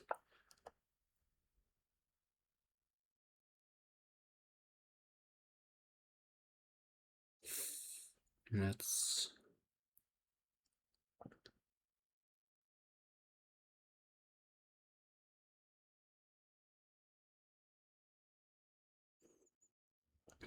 is no problem.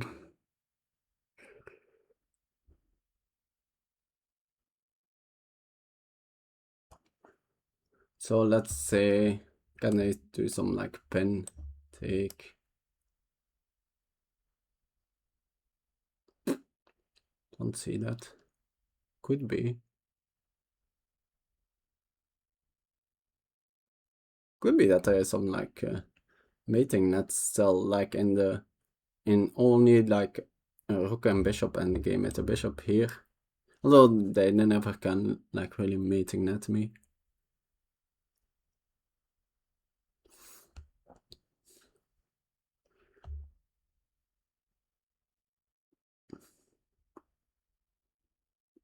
So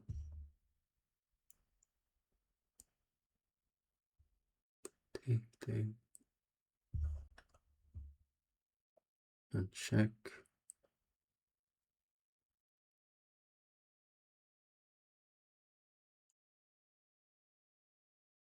Oh no, that doesn't work. I was some lines where so yeah. I think let's just play this one.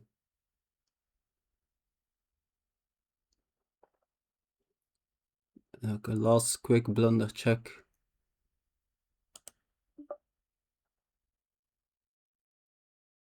No. If there's a refutation, I don't see it. Like I'm sort of, it's so all. Yeah, it's for sure lucky that I even, if I have something here, it's since I didn't see the like this bishop g4 IDs from afar at all. Yeah, I had just basically blundered e5. I had seen it before they played, but too late. And it feels almost unfair if my position somehow would hold. And like, it feels I did I broke too many rules or something like that. And they like sort of reacted in a principled way. We have like 14 on Lichess. Yeah, of course. This is a very exciting game. Like, I would want to like it's almost more a game I want to spectate than I'm playing myself. But no, it's a good one. It's a nice one for the 100th one and the return on board one. Like I already like called the game I broadcasted on Monday, game of the month.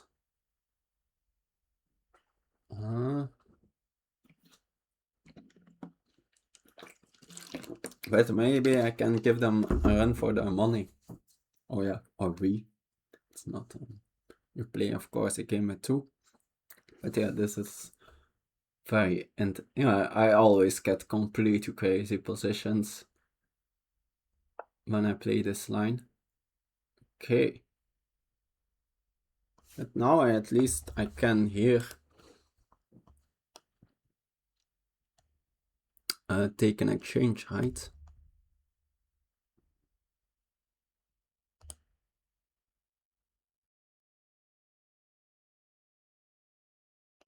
Okay. I think I start with that and then I calculate.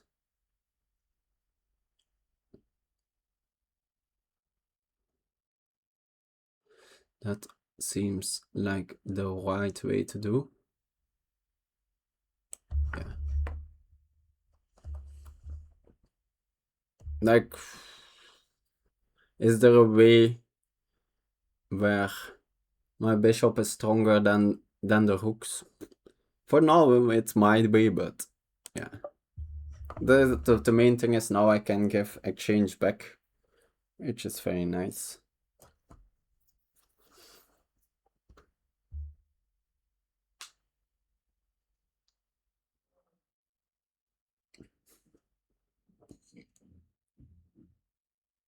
Well, I was considering rook e8, but that's a blunder. But my other alternative, rook g2, that could be an option.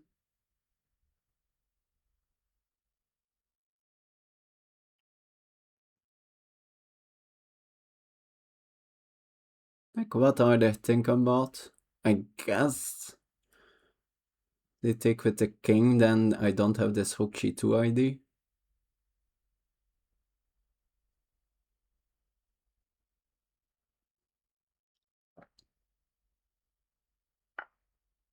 Oh, they take with the king.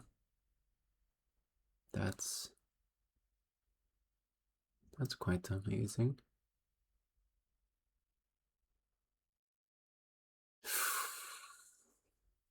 After rook d8, king d8, bishop g7. Okay, but then I just give the exchange back, so that's not problematic.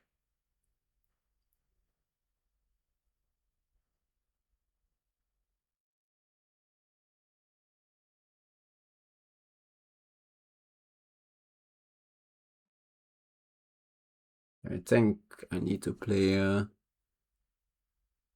queen d8 here.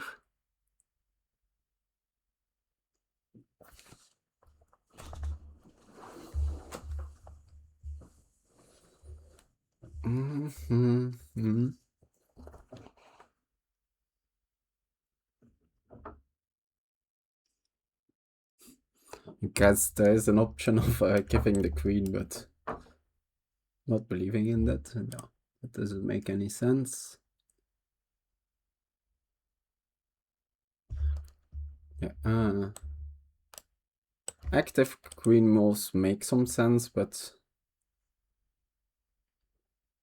I just don't see it. Like queen g5 take via check, but the queen is too good placed. No, I think this is probably a forced move. There is a lot to be said about that. The bishop is stronger than my hooks, so maybe they don't take actually the exchange. But yeah, with their king also that weak. Very hard to imagine.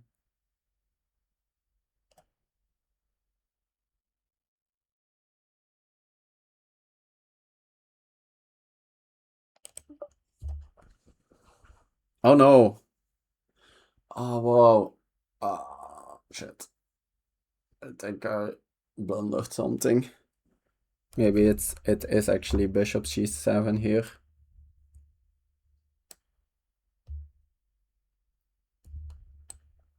I wanted to do this here, but I have of course taking. And if I need to take with the king, yeah, maybe there's some hope to run.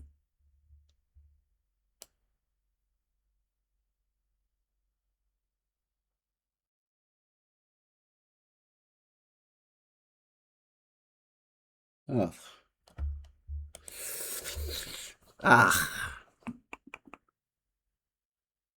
Yeah, I have no other option, so yeah. Yeah, that looks very good.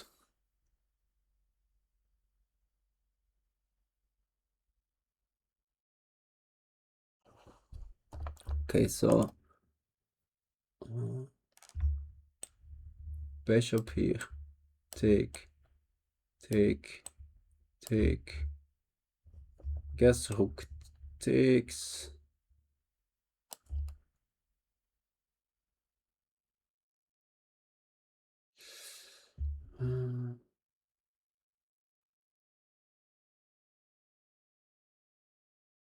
Yeah.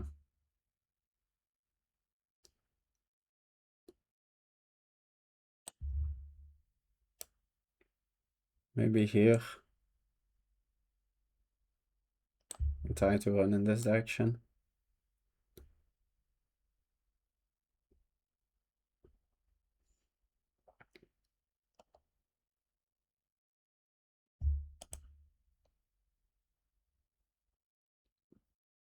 Bishop c7 looks winning to me. Did I add something else? Maybe I shouldn't have taken the exchange actually. Although, don't know what that changes. Not taking the exchange.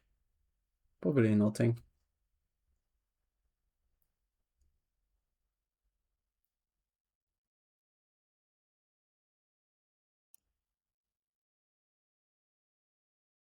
Yeah, the king d1 is then a very nice move.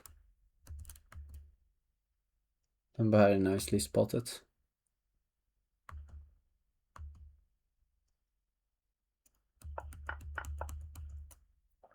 They're correctly taking their time here. Sure, they are calculating bishop g7. Although, at this point, I think it's pretty safe option.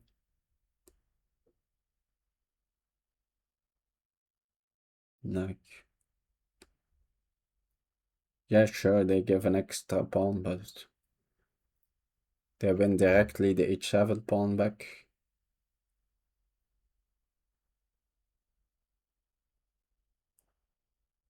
Guess they can also start with queen h7. No, but then I probably can run out.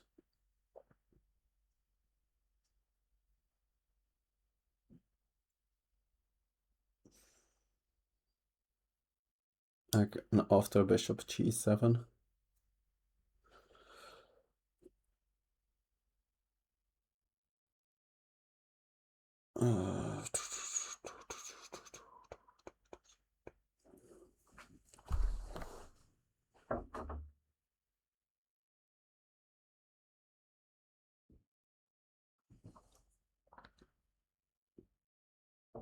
I almost, but yeah, it's not a move I can pre-move, but I guess I can do this. Nah.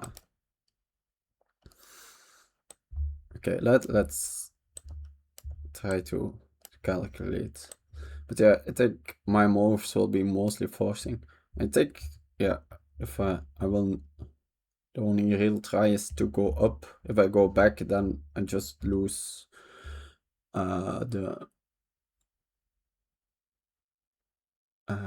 my queen for the rook, and that will be, yeah, it's not a position where I will have drawing chances.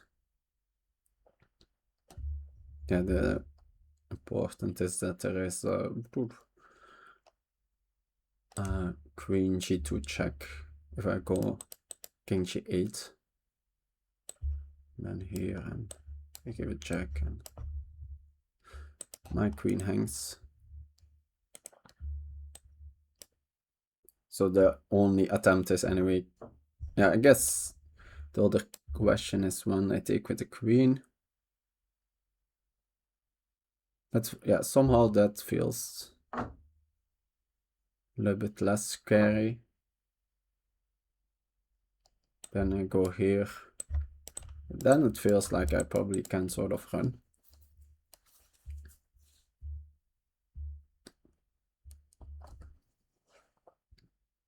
So I think taking with the rook is probably forced.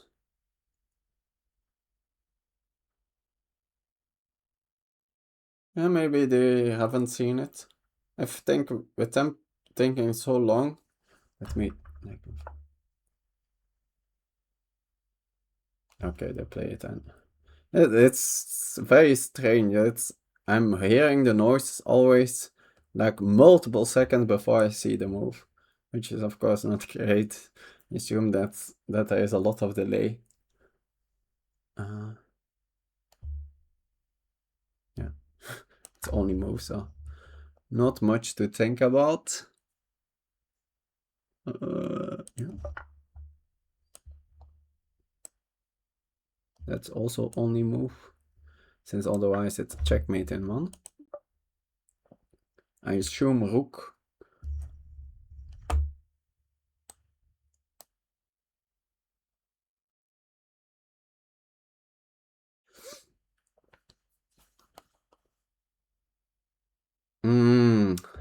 Maybe just this. That looks nasty, actually.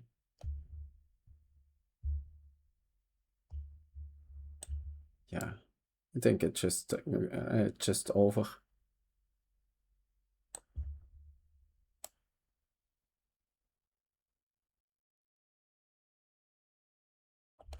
I don't see how I ever can survive this.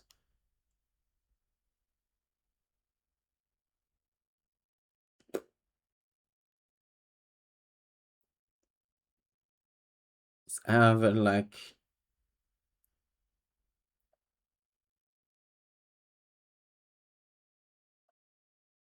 somewhat tricky line where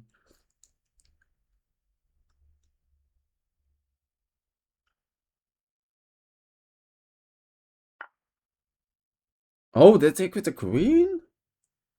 That was very unexpected. Now I think I can go this way.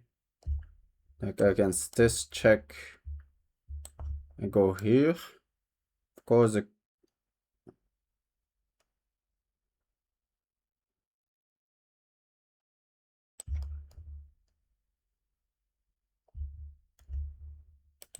like maybe the king can somehow run somewhere there.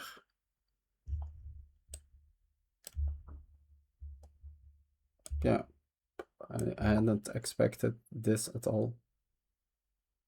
Still, like, still could be that I'm lost, but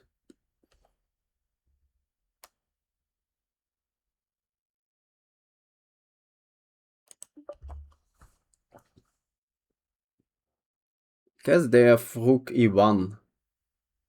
Oh, but then I have queen f6 and I sort of defend. Oh no. Looks like my internet is still not as stable. Not sure how long I was gone.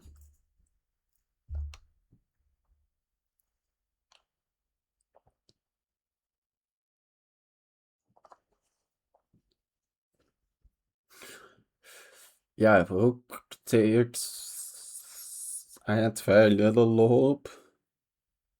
Oh no. Looks like my internet is not stable. Huh. And like I have since today like a new internet connection.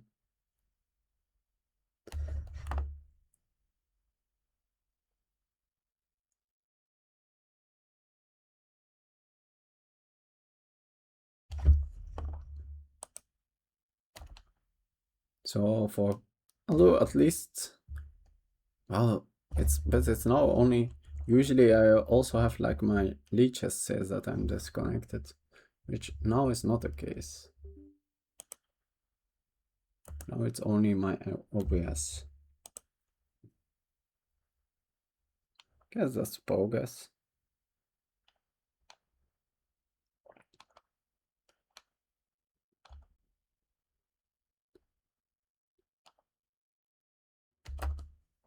Mm-hmm.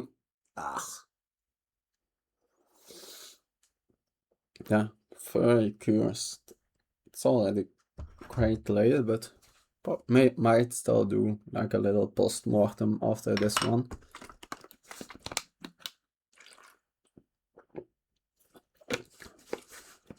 Yeah, we're going very low on time. Though the 45-second increment. Assume they should be pretty comfortable on that. Yeah, they're also like an amazing bullet player, but it's still different. Like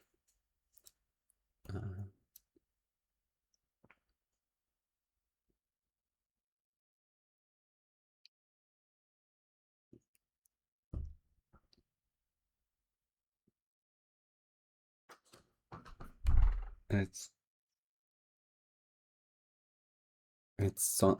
different too on like in bullets. Oh, this one. I guess that's now my rook.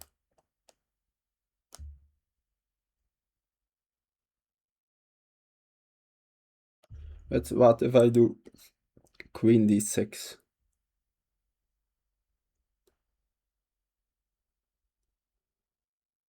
Like queen f6 now doesn't work.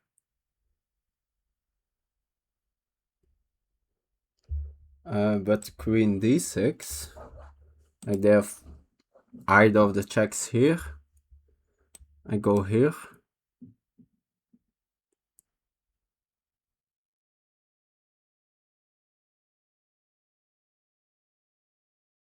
In case they do the check with the rook, I guess they have queen h4.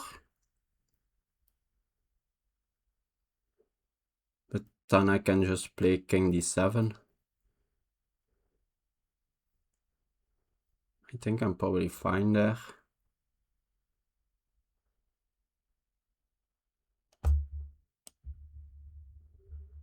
Don't see what's the problem directly.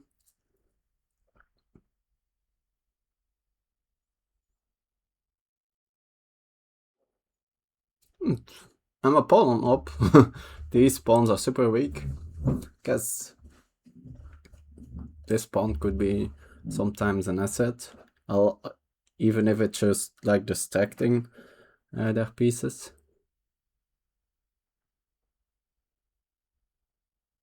I guess they have... Yeah, I don't see actually how that works. Something like rook g8, king e7, queen e4, king d7. Like my king is running towards where it wants to be.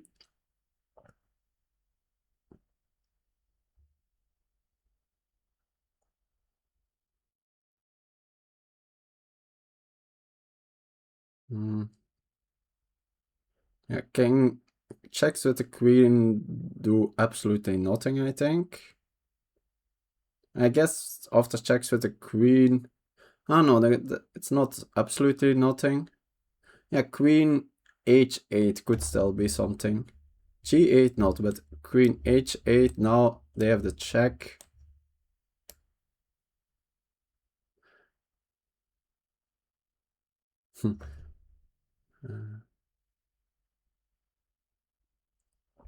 And then after this check, now they can take here.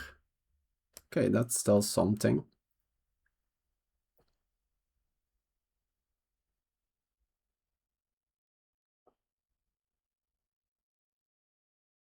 Since, yeah, then I don't have king f6. Although, oh yeah, no, that work. No, since after h8, of course, they can't attack g8. And after this, after the rook check, I have f6 safe.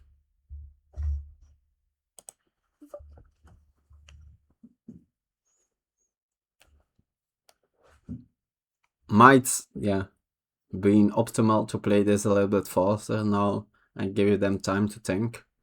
But yeah.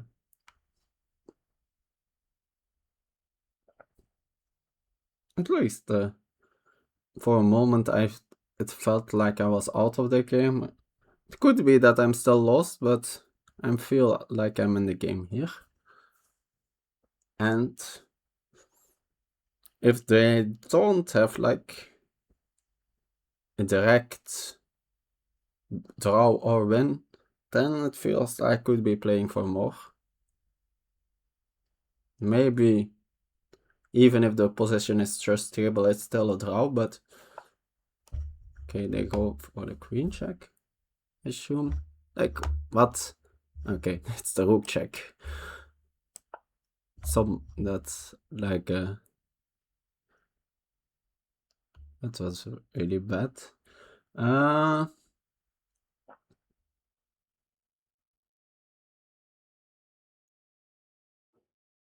So they have queen.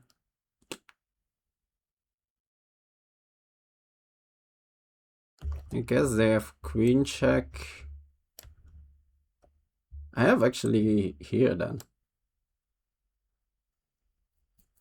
And I don't think they have any checks in that position. Oh, after trading the rooks or not without trading the rooks. That's quite amazing. Although Yeah, I guess after trading dukes, they have done a check on a c6, which is might be annoying.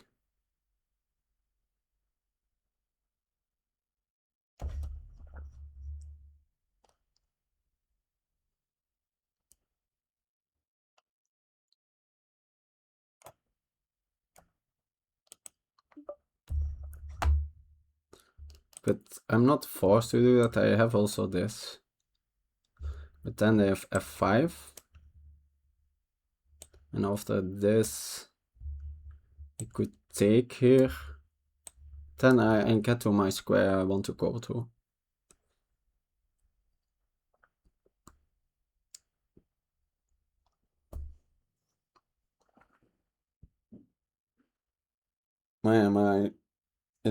It feels like my king is very safe there.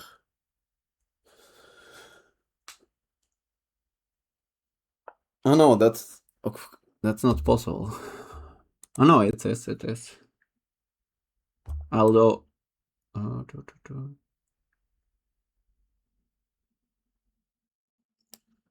so king f6 is interesting too.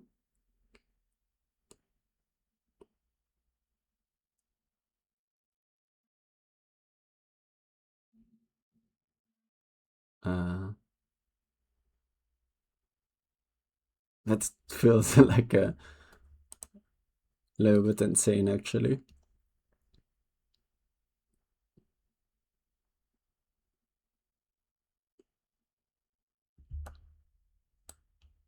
So I'm tending more towards this,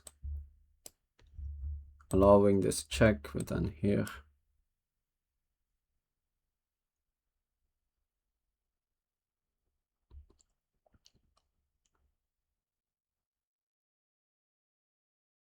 I guess then nah, like, I don't think they can then sort of, like, I'm threatening this check, right? I guess they could do something like this.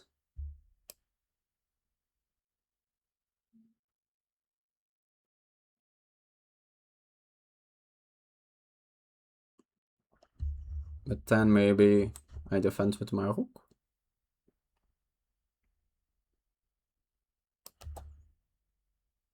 Or I can take there. It's risky, but yeah, maybe that's not good. My king needs to be able to get her.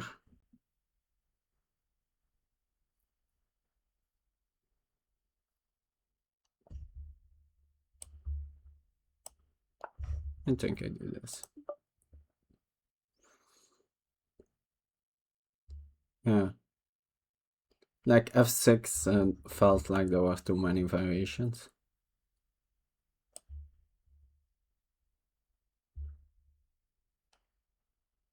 I guess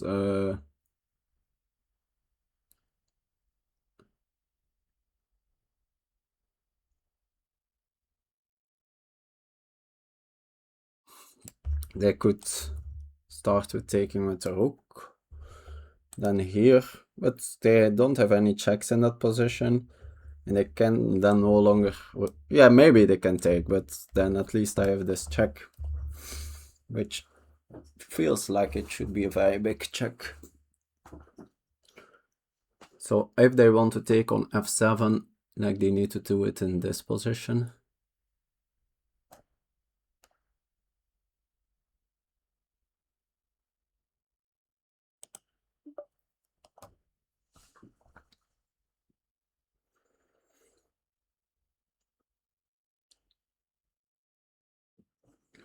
Maybe, yeah, but still, like, so this, cannot imagine they can play rook g7 since I have this check, and at least I have perpetual in that position, and I would assume I'm even winning there, so.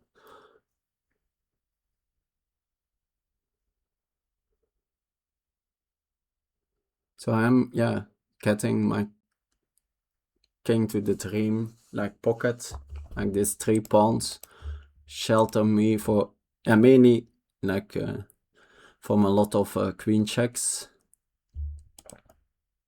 Like on this square, they basically have only 2 potential queen checks ever. And yeah, my queen will be defending bot.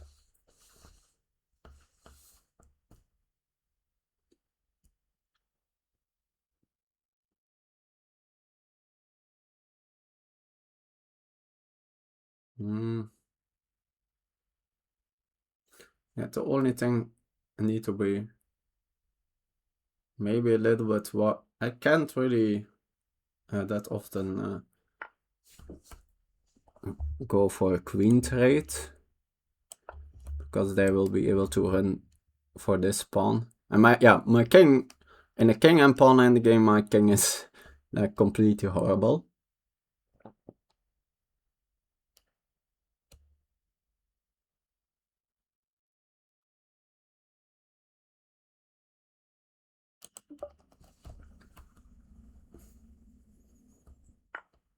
Okay.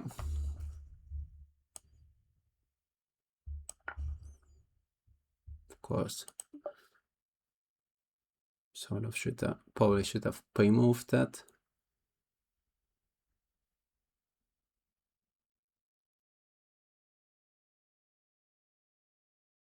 And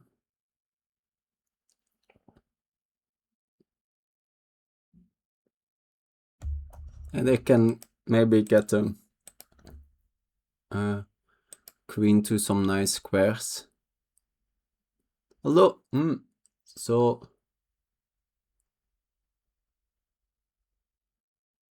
maybe on this square I can go for a queen trade. Let's say they play king d7, queen c7, take, take, here, here, here, here. Okay.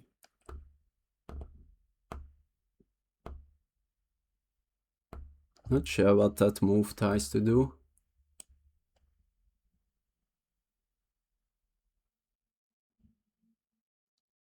Maybe some zugzwangs.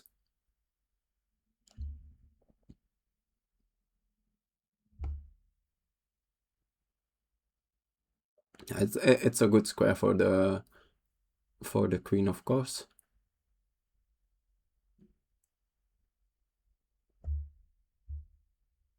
So I think mainly, yeah, here I have other squares. Look, I guess, yeah, maybe the idea is just to do this, which would be amazing.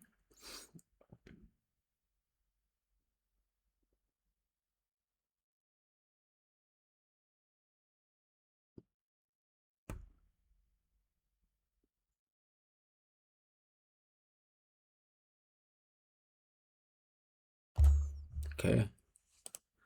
If they somehow had figured that all out, that would be spectacular.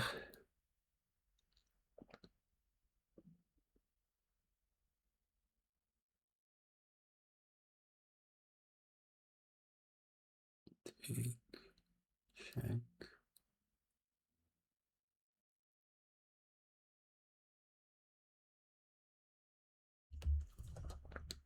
So here. And here, and I don't really see a follow-up, which is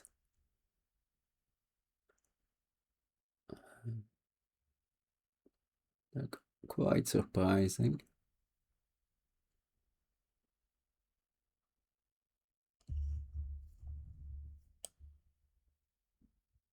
Okay.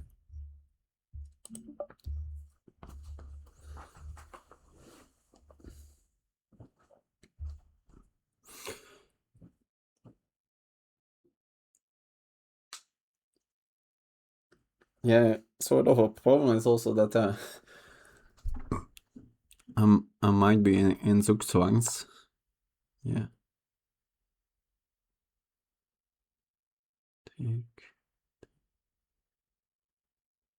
Although, I guess now they went here, now I can go here. If they take...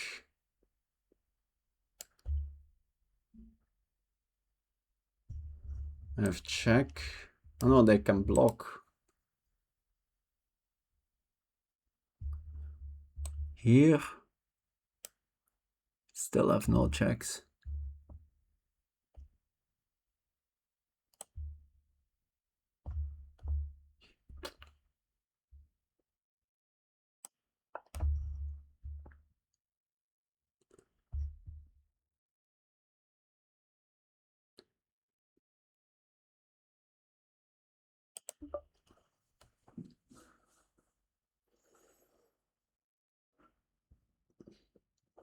I feel that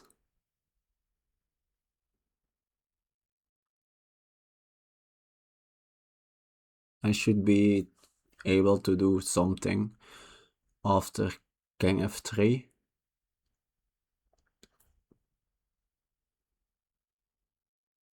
So because of that, I wanted to keep the queen on the 7th, even giving up a little bit with my king.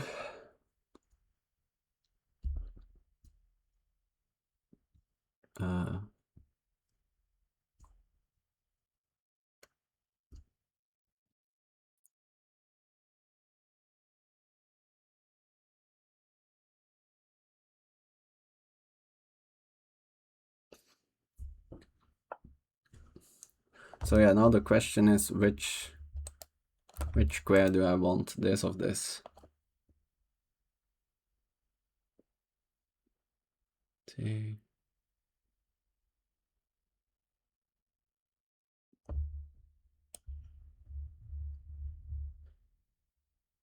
Think.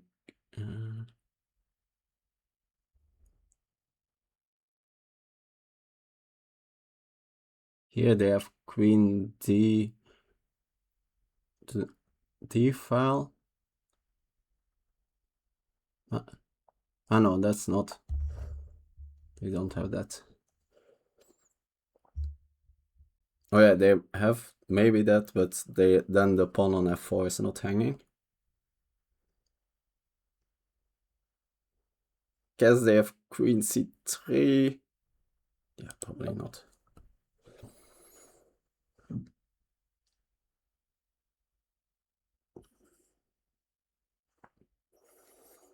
I think I need to keep my my phone ready because yeah, it feels very slow.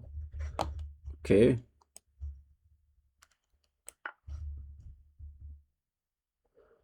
I guess this is a draw offer.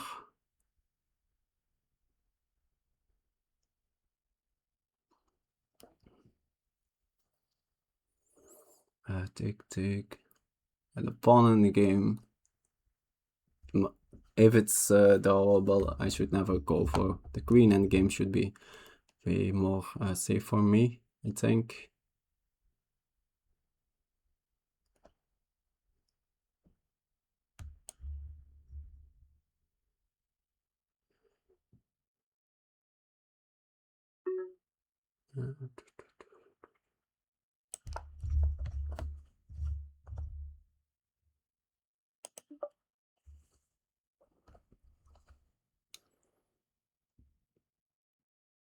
Next move, maybe queen b6 and ask them the question. Like, what's your next move?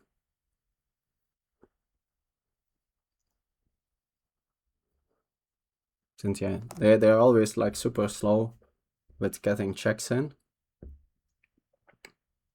Like, I assume this is the draw, but yeah, it would be very surprising if this is not a draw, but I assume also that like black is slightly more comfortable, so yeah, I for sure will try. I'm also certain I was lost at some point, maybe at a lot of points. Right? Although I think mainly the only thing where I felt I had nothing was if they took with the queen on h7, if they had to take in with the rook on h7. I felt I was in deep trouble. And so no. Okay, getting my phone ready in case my something breaks down. Okay. The time is at least the same. Okay.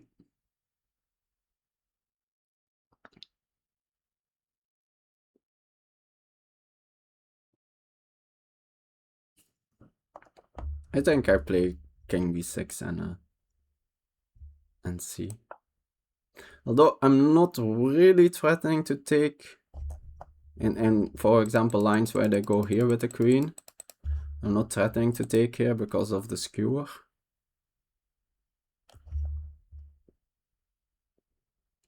But yeah. Might be threatening other stuff.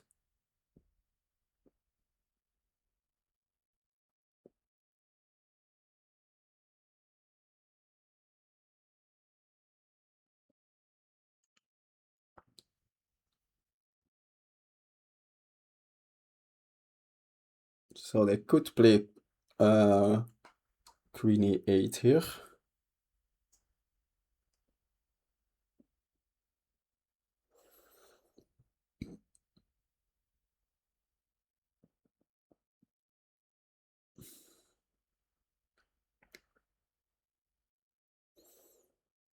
But then I will start. Yeah, I guess I can't really do anything. Can just start giving checks, but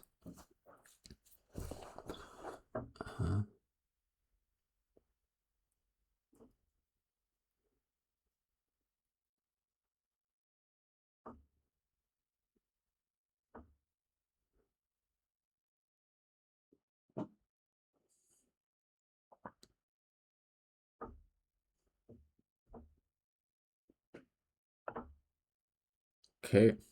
They move the king up.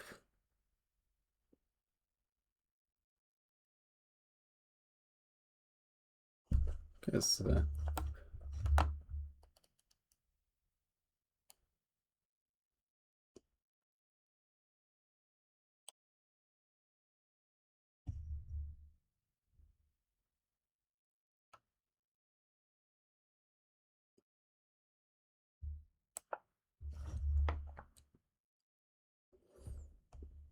think it would be risky for them to go too far with the king.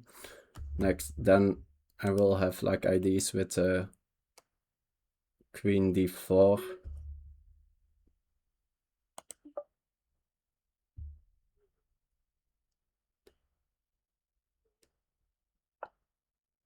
Okay.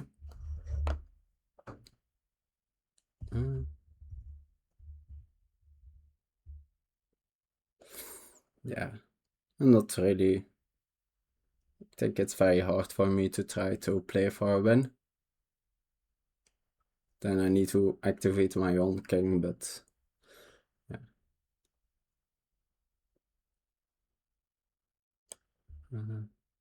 Like, where can I ask questions?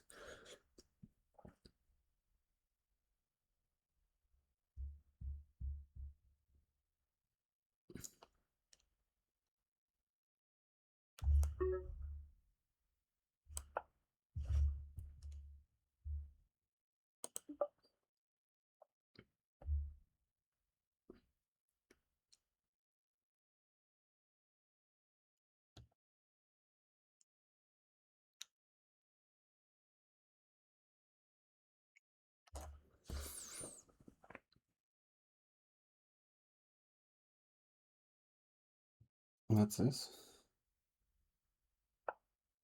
Just okay.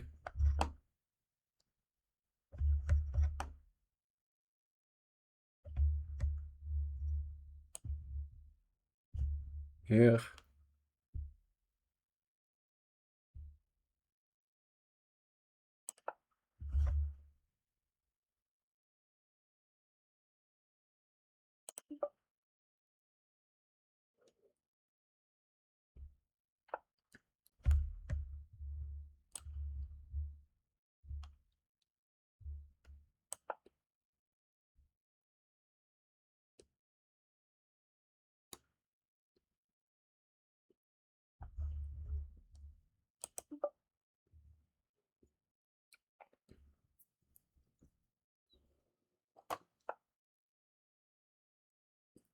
Can I play queen d4 here?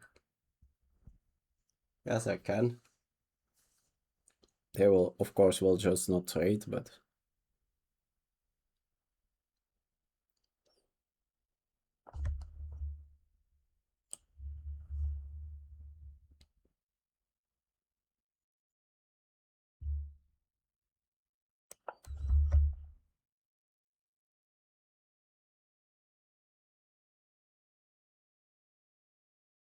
Since they can trade, right? And I have a connected passer.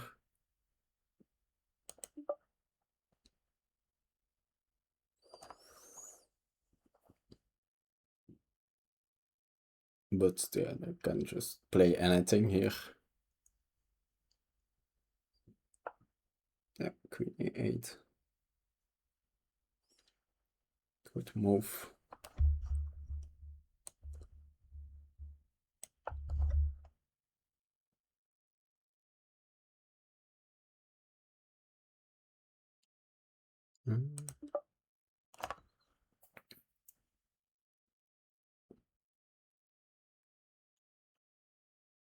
Yeah, the queen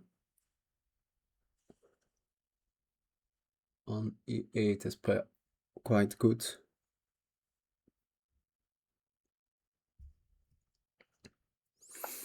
No, I really don't see a way how I can make progress.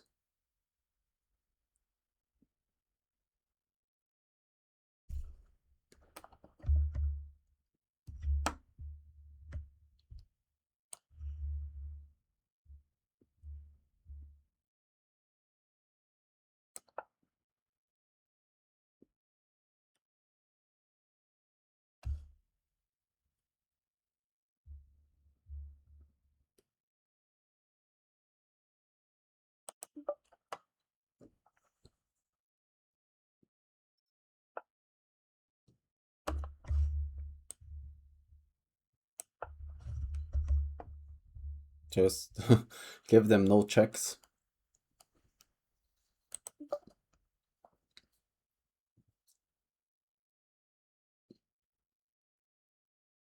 But yeah, they can just do a baiting move.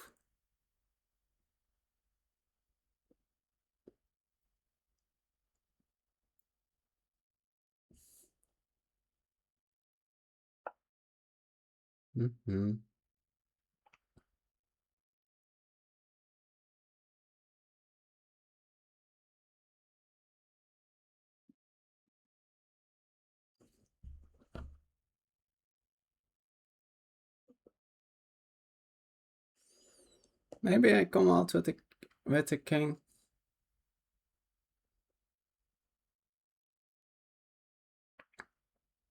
At least ask the question. The only thing sort of what can imbalance me is queen e8, but I feel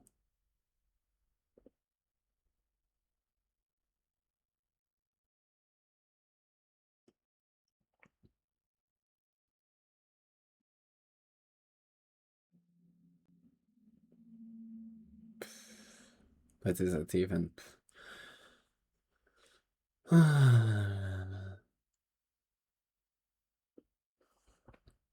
I think maybe I just make a move and offer a draw. Like,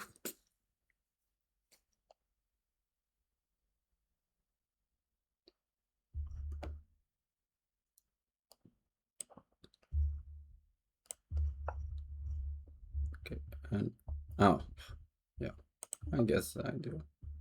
It's now. Okay, let's give them. So, okay, yeah. I assume there's nothing to play here.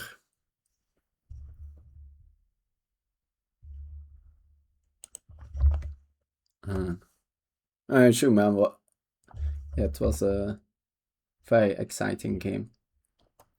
Were you following the game or now just turning in? Oh, if the someone a mod can ban that shit. So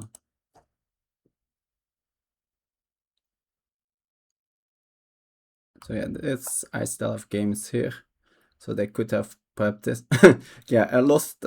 I think the driver's seat is banned, right?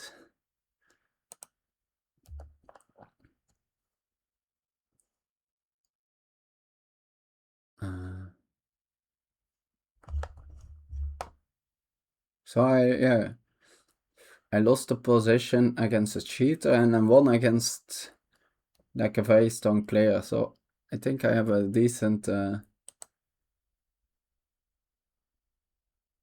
Thank you.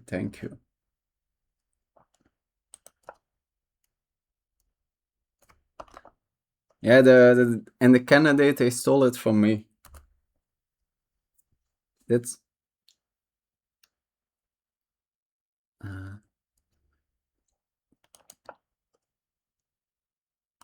So curious here.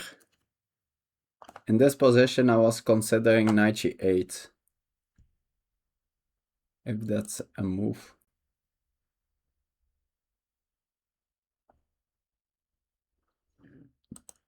Although I assume in the candidates, it's mostly for other reasons. No, knight g8, knight g6 is actually. Knight g8 is probably a little bit too deep. It's not a horrible move, but it's too deep. Yeah, h5, I never like to play h5. Sometimes the engine finds it's good in these kind of positions, but I don't like to play it.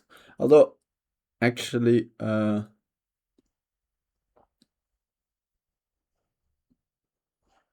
so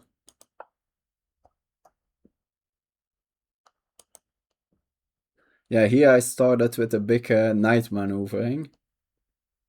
G3, 96. And knight h4, which I missed from afar. I think if I had seen this from afar, I might have. Although here I maybe should have just played g6. Let's see. No. Stockfish still likes how I'm playing. Enter, you agreed that knight g8 is not crazy at all.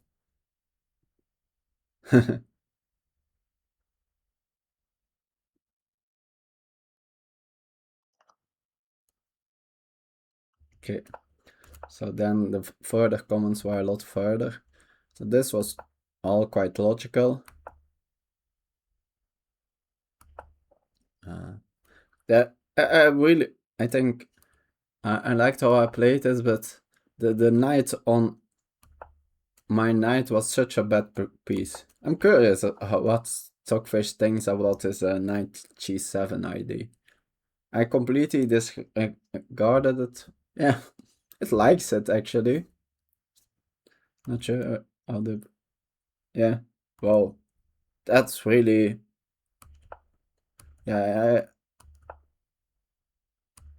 although the engine then takes the pawn, but yeah, then it's even better if yeah, the only way how to make it work for black is taking the pawn. I never really considered taking the pawn.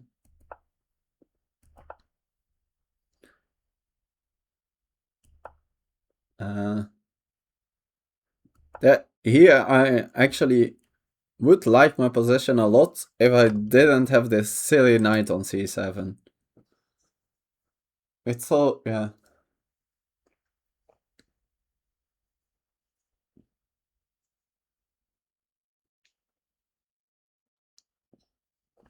Like if I could somehow put. Although I don't know which is a good square for it actually. It has this. Maybe on g5 or something. Yeah, there's actually no. Knight b5 here. Yeah, that's. No. Yeah, but knight b5 is an only move, right? Instead of knight e6, I guess. Yeah. Okay. But here, oh, this stockfish is not approving. Yeah, f4, which I sort of realized already around here that f4 is probably going to be very strong. Here, this c4 was, yeah, it was a very thematic game, this c4, and being able to block the king sack play like that.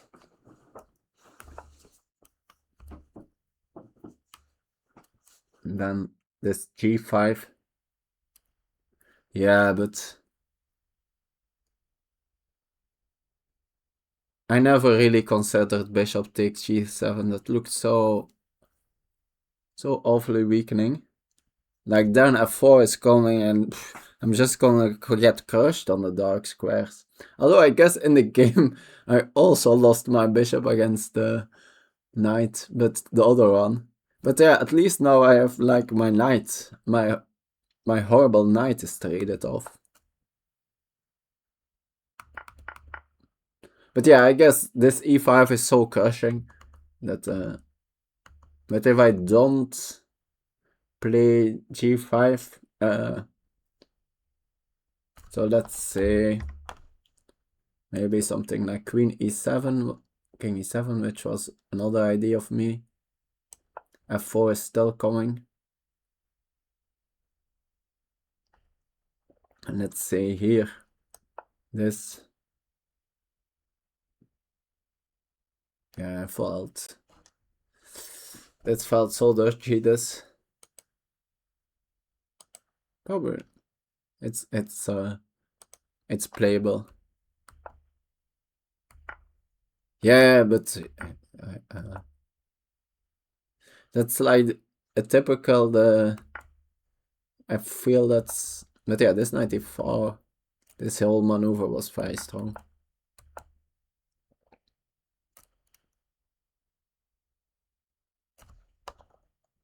Yeah, if yeah, I was of course obviously lost, but I at least had my queen e4.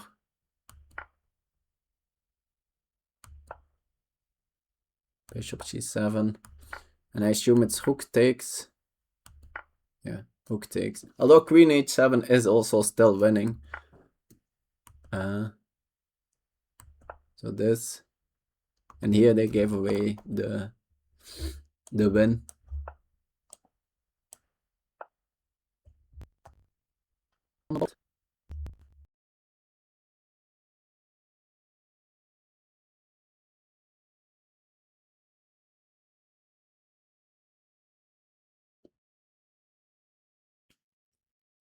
So what was the move you said I played very fast?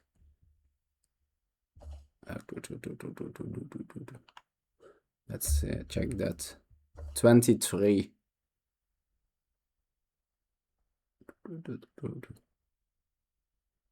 Had taking on, but is this not the move? Okay. So, but yeah, it's not that horrible. Yeah, but it's, I guess, yeah, I wanted, this way I can get my hook in the game, but I guess, yeah, keeping it close is more important. Yeah, I guess the problem was that I hadn't seen e5 yet, and how horrible that was. Since, yeah, I realized this was not like super great, but it's of course way better than what I got in the game. Yeah, I think the big thing was just missing e5, and then once e5 was, although I think in this position,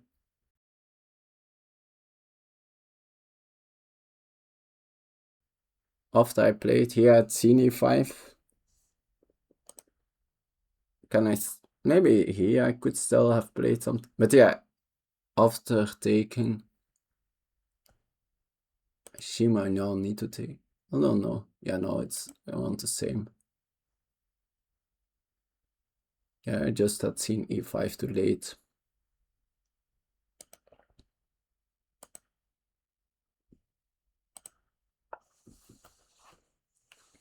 which is, yeah, e5, yeah, was move of the game. Yeah, I'm not sure. Was my bishop g4 was also a very nice find.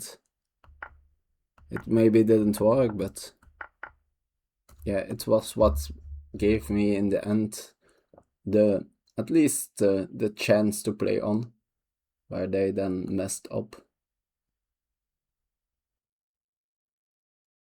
No, I think, yeah, I of course realized like perpetual IDs, but I was more thinking like whenever I can take on d3, then I will have perpetual. That was I looking at, but not with queen e4. I never looked at that.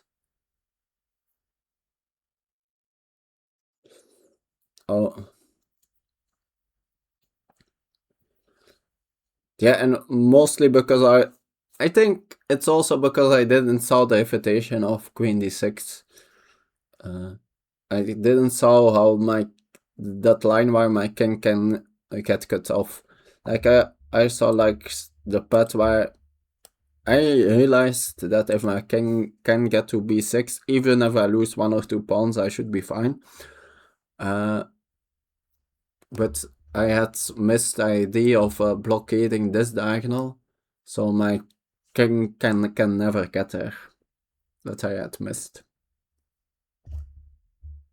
But yeah, queen d4 is also way easier to find as a spectator, I would say. Although I believe there's a very good chance they found it also, like they are very good in finding such defensive resources, but like I think there is also a way bigger chance I see that when I'm following a game than like you don't need to make like moves. You just whenever you can see, yes, here there's the one move where you are constantly calculating, just like forcing draws and stuff like that when you are looking. Oh yeah, more I would be more looking than to that.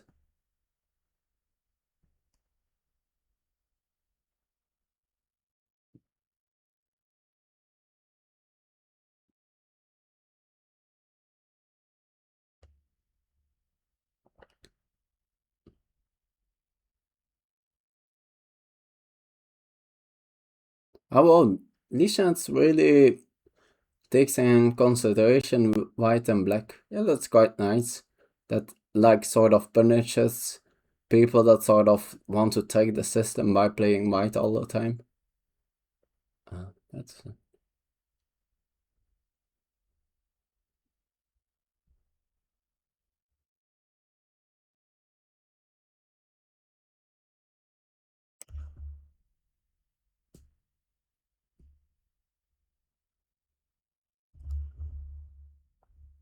okay. I guess I'm closing it here. Tomorrow,